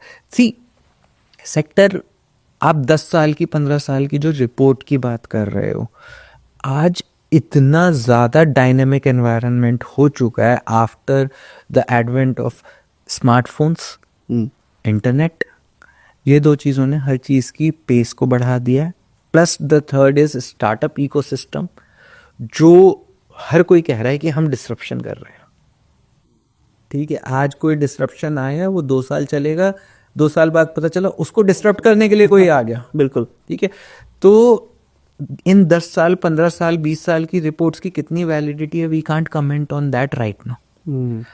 हाँ, लेकिन आप अगर किसी, मतलब this will become another topic, कि हम जो सेलेक्ट कर रहे हैं, this is my way of doing things, तो मैं हमेशा ये देखता हूँ कि ये क्या इस कमोडिटी को या इस चीज़ को रिप्लेस करा जा सकता है इजीली। फॉर एग्जांपल मैं स्टील इंडस्ट्री में हूँ, साइक्लिकल इंडस्ट्री है, ऊपर नीचे होती है, प्राइसिंग ऊपर नीचे होती है। अच्छा, ये एक पेंडिंग सवाल मेरा रह गया, मैं कोई नहीं, इसी में मैंने एक थोड़ा सा तो जस्ट दे देता ना, तो आप जो है प्रॉफिट कम ज़्यादा हो सकता है, लेकिन स्टील की डिमांड कभी ख़त्म नहीं होती। तो दैट इज, क्योंकि मैं उस बैकग्राउंड से आ रहा हूँ, तो समवेयर हो सकता है मेरे माइंड सेट उससे बायस्ड हो इस सोच से, तो मेरे को ऐसा लगता है कि प्रोडक्ट वही, हाँ अब सेकंड आता है कि उसमें प्रॉफिट हर सेक्टर में आप कमा सकते हो। 10-15 साल की रिपोर्ट पे जाने का आज की डेट में कोई यूज़ नहीं, गाइडलाइन ले सकते हो आप उससे, और फिर आप सोचो कि इन 4 में से आपको शायद खुद से ही सवाल पूछना है कि इन 4 में से बेस्ट कौन सा है, और उस पर फोकस करना है। और ये भी देखना है कि क्या मैं इस चीज़ को, अगर ये 6 महीने, 1 साल, 2 साल, 3 साल तक प्रॉफिट नहीं देगी, लेकिन फिर भी मुझे पोटेंशियल दिख रहा है कि चौथे साल देगी, तो क्या मैं उसके पीछे लगा रहूँगा? तो आपको ये अपना माइंडसेट क्लियर करना है। तो इसीलिए मैंने बोला आपको कोई और जवाब नहीं देगा इस चीज़ का। अगेन, आप किसी और सक्सेसफुल एंटरप्रेन्योर से पूछोगे, they will give you a very fair opinion. जैसा मैंने आपको एग्जांपल दिया था, ये सचिन तेंदुलकर से बोलोगे कि मुझे बल्लेबाज बनना है वर्ल्ड का बेस्ट, वो ये कहेंगे कि ये सही कर लो, ये गलत कर लो, ऐसे कर लो। तो उस आदमी से पूछो जो वो कर चुका, तो उसके पास जाके बोलोगे तो they will give you guidance, ठीक है। और बाकी सारे जवाब जो मिलेंगे वो आपको खुद से मिलेंगे जब आप शांति से अकेले में सोचोगे और पेन पेपर से चीज़ों को बिल्कुल क्लियरली लिख दोगे, तो आपको आंसर वहीं से मिलेगा कि मुझे कौन से सेक्टर पे जाना है एंड कौन सा बिजनेस करना चाहिए और किसके लिए मैं कमिटेड रह पाऊँगा। जैसे कि क्या आप वो एडवाइस करते, हाल फिलहाल में मैंने देखा था कि आपको अगर बहुत है ना मेला लगता है, अगर आपको मेले में जाना ही है तो उन जगहों में जहाँ पर बिजनेस रिलेटेड मेला हो रहा है, जैसे कि चाइना में होते हैं या अदर किसी जगह में हो रहे होते हैं, तो क्या उनका एक्चुअल में कोई बेनिफिट है? क्या यूथ जो है उनको ये चूज़ करना चाहिए जो ये सोचते कि मैं बिज़नेस करूँगा, क्या उनको यहाँ पर विजिट करना चाहिए? डेफिनेटली, अगर आप जिस बिजनेस में जाने की सोच रहे हो या जा चुके हो, घुस चुके हो, अगर उस बिजनेस से रिलेटेड कोई फेयर हो रहा है, मस्ट गो एक्सपीरियंस है।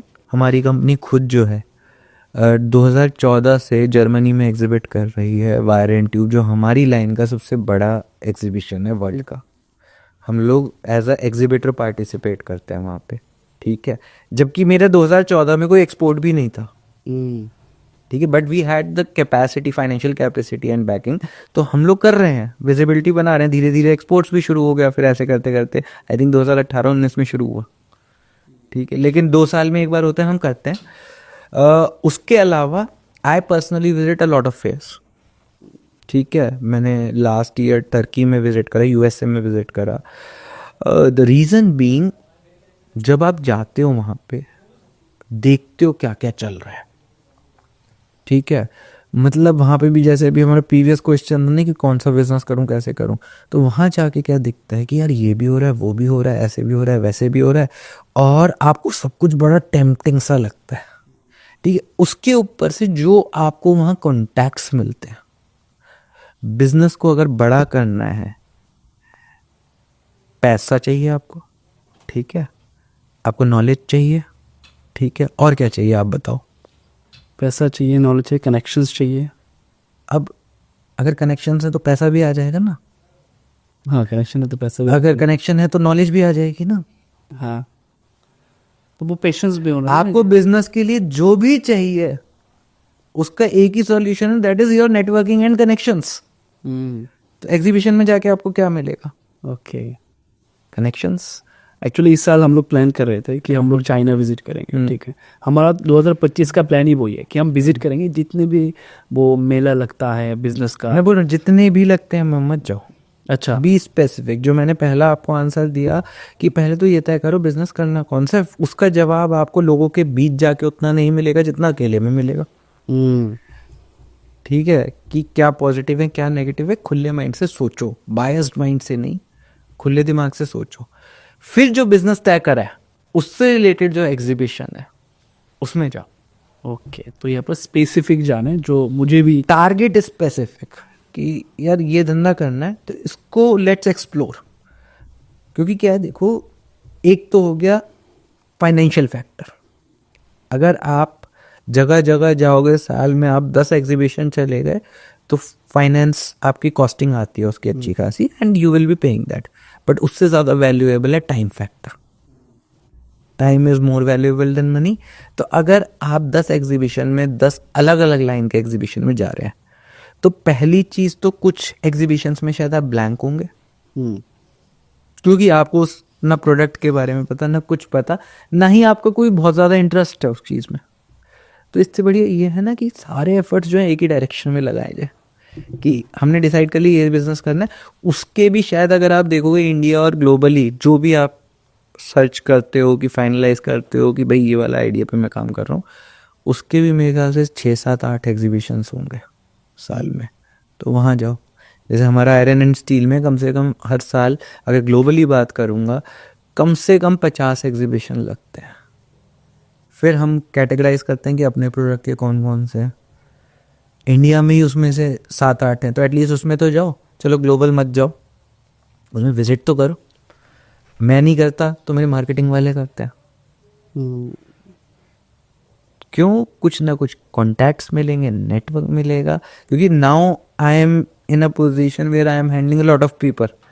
तो अगर कोई ऐसा एग्जीबिशन है जहाँ मैं नहीं जा पा रहा तो मैं I make it a point कि आदमी जाएगा हु इज़ स्मार्ट है ना, हु नोस की what is the importance of it, तो वो जाएगा। उस जगह पे सब जाते हैं साथ में। तो पहले फोकस करो, राइट डाउन करो कि कहाँ पे हमें स्ट्राइक करना है और उसी पे फोकस्ड एग्जीबिशंस में जाओ। क्योंकि वहाँ से उसी लाइन में जो आप सोच रहे होंगे ना, हो सकता है आप जब जाओ तो किसी और थिंकिंग के साथ जा रहे हो कि मैं ये करने वाला हूँ, और जब वापस आओ तो कौन, नहीं यार मैं तो गलत कर रहा था, दूसरी चीज़ करनी थी, ये अपॉर्चुनिटी तो उससे बड़ी है उसी लाइन में। तो एग्जीबिशंस विजिट इज मस्ट। चलिए, अब जो सवाल है वो थोड़ा सा स्पिरिचुअल है, ठीक है। हमने पहले कंपनी के बारे में जाना, तो कैसे क्या करना होता है, उसके बाद हमने जाना माइंडसेट के बारे में। अब हम जानना चाहते हैं कि स्पिरिचुअल कुछ चीज़ है। सबसे पहले तो मनी मैटर करता है। सबसे पहला तो पैसा ही मैटर करता है। Okay, when you are starting, ठीक है। क्योंकि मेरे लिए पर्सनली उस टाइम पे वही मोटिवेशन थी कि भाई इतना पैसा कमाना है, ठीक है। अब क्या हो गया है, पैसा आज की डेट में अगर मैं राइट टर्म्स में बोलूँ ना, इट्स अ मेजरिंग इंस्ट्रूमेंट। आप जैसे वजन किलो में करते हो, ठीक है, तो I believe somewhere not fully but 50% success का मेजरमेंट आज की डेट में पैसा है। या वो ये मतलब यहाँ पर दो चीज़ मुझे याद आ रहे हैं। जैसे कि जब कभी भी हम किसी को पूछते हैं ना कि आप क्या करते हैं, मतलब चलो एक मिनट मैं आपको यहीं पे होल्ड करता हूँ। बिल्कुल, ठीक है। अगर मैं आपसे पूछूं कौन ज़्यादा सक्सेसफुल है, इलॉन मस्क और जेफ बेजोस? Elon Musk. क्यों? पैसा ज़्यादा 400 बिलियन की नेटवर्थ है बिल्कुल, और उनकी 170-200 की है। बिल्कुल बिल्कुल। तो ऐसे मैं कह रहा हूँ कि वो मेजरमेंट का इंस्ट्रूमेंट है। मैं अब इसमें मेरा कॉन्सेप्ट समझ लो, जब 1 बिलियन भी उनके पास आ गया होगा ना, नेटवर्थ भी बन गई होगी, मैं कह रहा हूँ बैंक में तो छोड़ दो, नेटवर्थ भी जब बन गई होगी तब भी उनको पैसे का कुछ नहीं करना था आगे, राइट। लेकिन मेजरिंग इंस्ट्रूमेंट तो आप यूज कर ही रहे हो ना। बिल्कुल। तो मैंने क्या कहा, एक स्टेज के बाद money is a measuring instrument. अब मेरी कंपनी लिस्टेड है, अल्टीमेटली जो परसीव्ड वैल्यू होगी मेरी कंपनी की इन आइज ऑफ इन्वेस्टर और एनी थर्ड पर्सन जो इन्वेस्टेड नहीं भी है उसके लिए भी, वो कैसे निकालेगा? इतने का मार्केट कैप है। तो अगेन पैसा इज अ मेजरिंग इंस्ट्रूमेंट। तो जैसे वजन किलो में होगा, हाइट सेंटीमीटर में होगी, वैसी सक्सेस जो है समवेयर रुपीज में या डॉलर में होगी। कुछ ऐसे बुक, क्योंकि आपने कहा कि आप बहुत सारे बुक पढ़ते हैं, कुछ ऐसे बुक जो आप सजेस्ट करना चाहेंगे जिनको पढ़ के लोगों के ज़िंदगी में कुछ चेंजेस आएगा?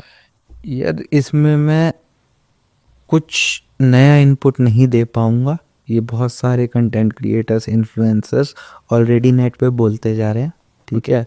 क्योंकि वो फैक्ट है। एक तो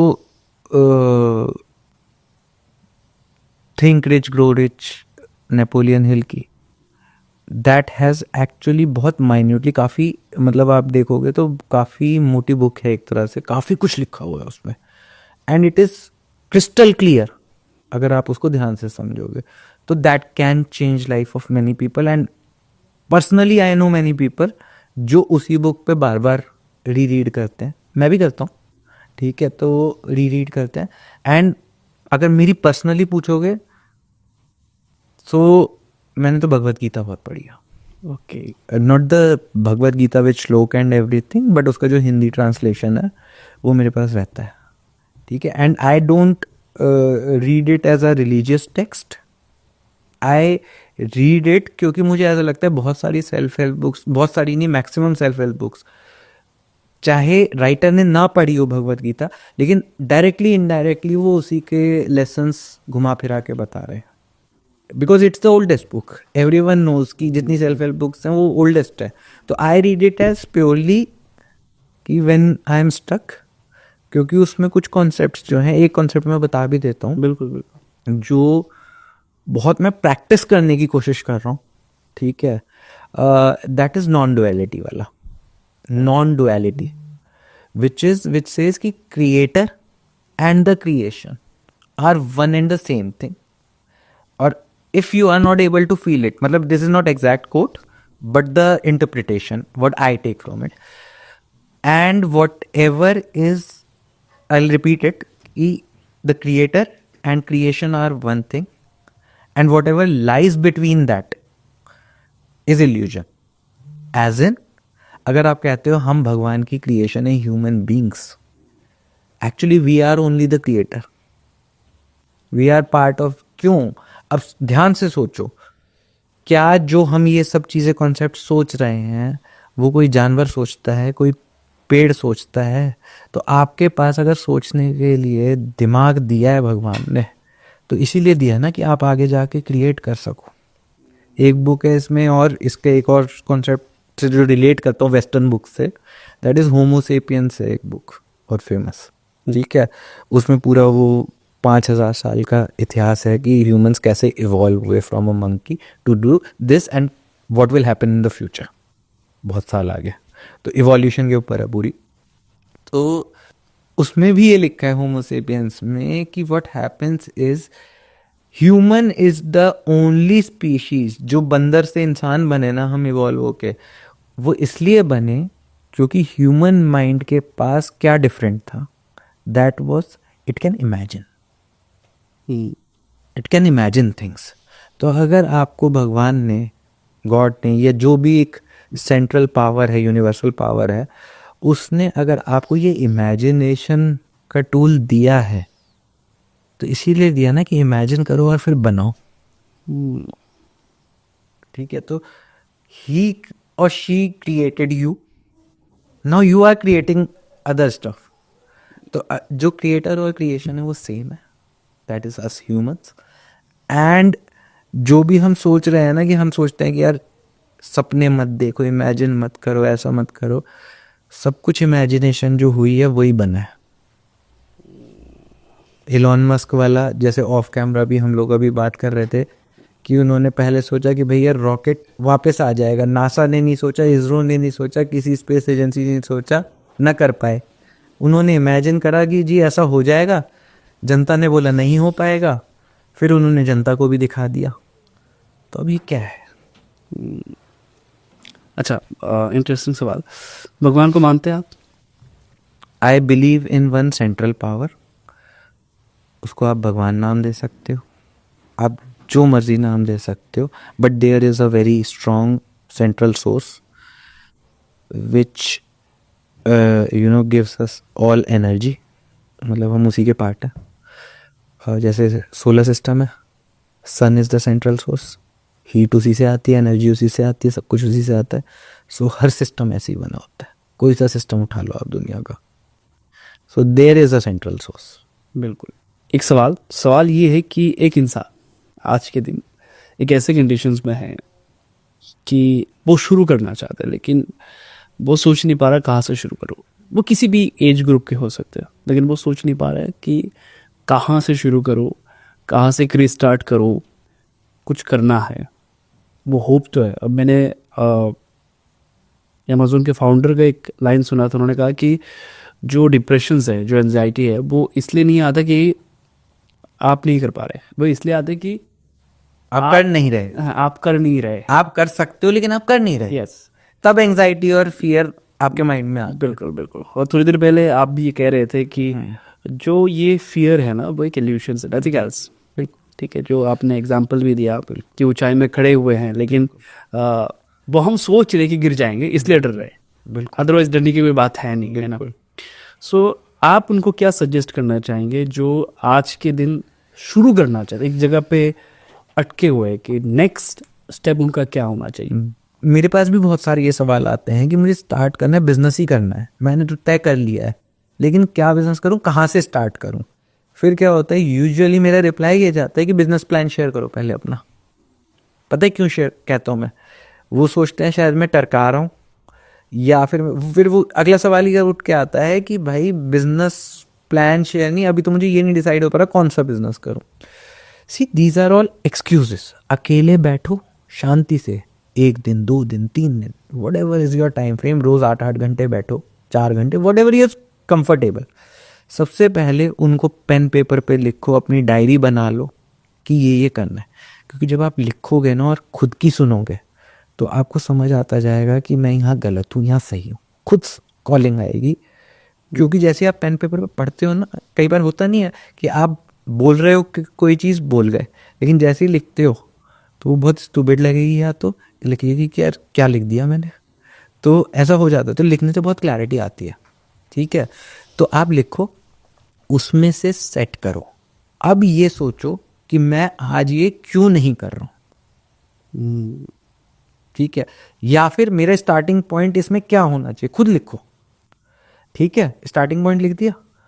अब स्टार्टिंग पॉइंट में क्यों नहीं कर रहा आज, उसके क्या रीजंस है, घुमा फिरा के पता है क्या निकलेगा। आप, हो सकता है कोई लिखेगा क्योंकि मेरे पास कैपिटल नहीं है, क्योंकि दूसरा वो लिख सकता है मेरी शायद नॉलेज अधूरी है, अभी मुझे लगता है और वर्कआउट करना है। ठीक है, एन नंबर ऑफ रीजंस हो सकते हैं।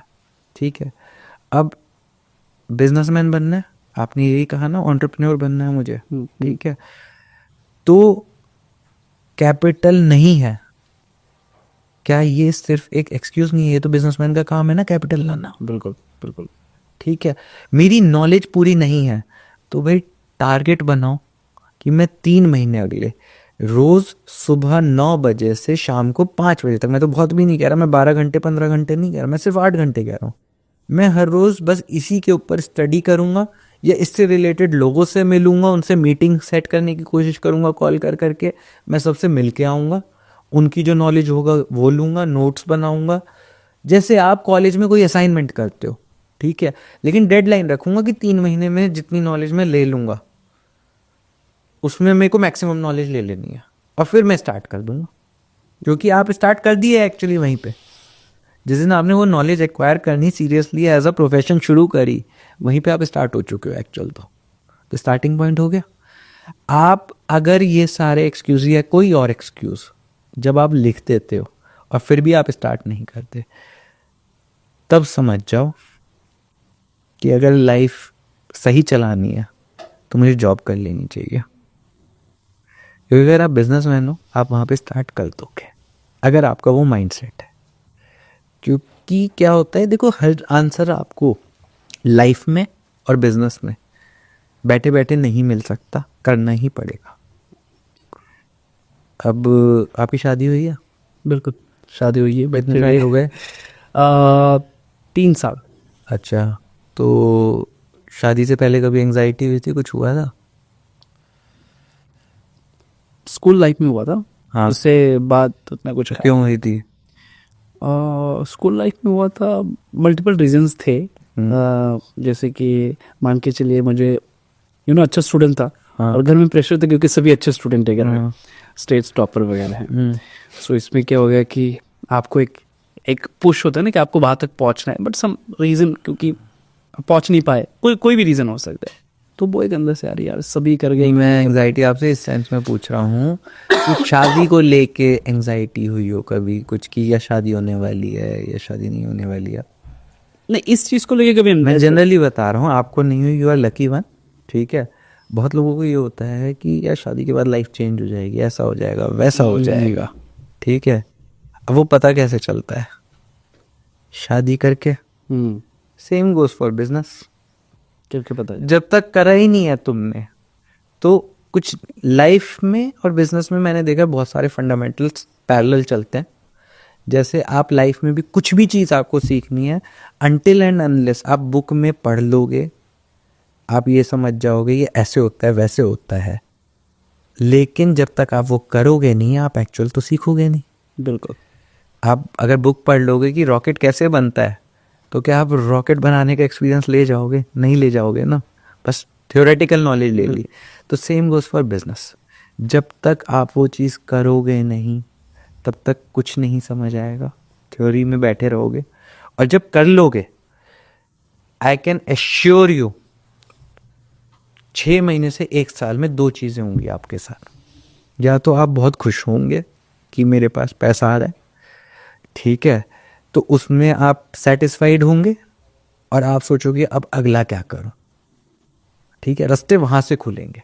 या दूसरा होगा कि आपका बिजनेस नहीं चल रहा, नुकसान कर रहे हो आप, तब आप रास्ते ढूंढोगे कि अब इसको कैसे प्रॉफिट में लाऊं या फिर इसको कैसे पिवट करूं। There is no harm in pivoting the business, लेकिन जब तक करोगे नहीं तो रास्ता कैसे निकलेगा। तो बिजनेस का बड़ा सिंपल कॉन्सेप्ट है। अगर आप एक्सक्यूजेस बना के बैठे हो कि यार कैपिटल कहाँ से लाऊं, ऐसा कहाँ से करूं, then I think that person should go for job. क्योंकि एंटरप्रेन्योर का काम जहाँ से स्टार्ट होता है और जब तक उसका टेन्योर एज एन एंटरप्रेन्योर रहता है, उसको इन्हीं सब क्वेश्चंस के आंसर ही देने होते हैं, सॉल्यूशंस ही ढूंढने होते हैं, and that's his job, discovering the unknown. So आज बहुत सारी चीज़ें हम लोगों ने जाना। सबसे पहले तो जाना कि कैसे आप बिजनेस प्लान कर सकते हैं और उन बिजनेस को जो आप सोच रहे हैं कैसे आप इनको एक्चुअल में कर सकते हैं, है ना। इसके साथ साथ हमने जाना कि अगर आपको कोई कंपनी एकदम स्क्रैच से लेके जाना है तो क्या क्या वो हो सकता है प्रोसेस। तो इस मतलब बातचीत अभी ख़त्म नहीं है, ऑनेस्टली बताओ तो मुझे और भी बहुत सारी चीज़ें जानना है और आई गेस कि आप लोगों को भी बहुत सारी चीज़ें जानना है इसके बारे में। सो हम इसको कंटिन्यू करेंगे, ठीक है। तो इस वजह से आज वीडियो को ज़्यादा लंबा नहीं करेंगे, यहाँ पर पॉज करते हैं। और अगर आप लोग भी जानना चाहते हैं मेरी तरह, मैं तो बहुत क्यूरियस हूँ बहुत सारी चीज़ जानने के लिए, कमेंट पे ज़रूर बताएगा अगर आप लोग भी जानना चाहते हैं तो हम और एक पार्ट करेंगे जिनमें और डिटेल में जानेंगे, जिसमें सिर्फ और सिर्फ बिजनेस पर चर्चा करेंगे, ठीक है। आप लोगों के भी बहुत सारे बिजनेस आइडिया हो सकते हैं, जो भी आइडिया है उनको लेके भी चर्चा करेंगे, ठीक है। सो निशांत भाई, आज यहाँ तक ही हमारा डिस्कशंस रहा। Thank you. हम आगे बढ़ेंगे एंड लोगों का क्या पॉइंट ऑफ व्यू है सबसे पहले वो देखते हैं और उसके बाद लोग जो हैं वो कमेंट्स में बताएंगे इनको और क्या क्या चाहिए। बिल्कुल। और अगर इस वीडियो पे 5000 से ज़्यादा लाइक्स आए तो इसका पार्ट 2 करेंगे। बिल्कुल बिल्कुल बिल्कुल। और जो लोगों के सवाल कमेंट्स में होंगे उनको डिस्कस करेंगे। जो सवाल होंगे वो आपके साइड से होगा और एकदम रॉ रखेंगे, ठीक है। वैसा नहीं कि अरे पहले से प्लान करके ये सब वो सारी चीज़ें नहीं, ठीक है। एकदम रॉ, आपका सवाल आपका नाम लेके हम पूछेंगे, ठीक है, कि आपका सवाल है, ठीक है। क्योंकि आज के दिन क्या हो रहा है ना कि ब्रॉडकास्ट तो हो रहा है लेकिन कुछ भी नॉलेज है, कुछ भी कह रहा है। हम चाहते कि आपको इंडस्ट्री के लीडर से पता चले कि क्या हो रहा है इंडस्ट्री में, है ना। तो मिलते हैं नेक्स्ट वीडियो पे।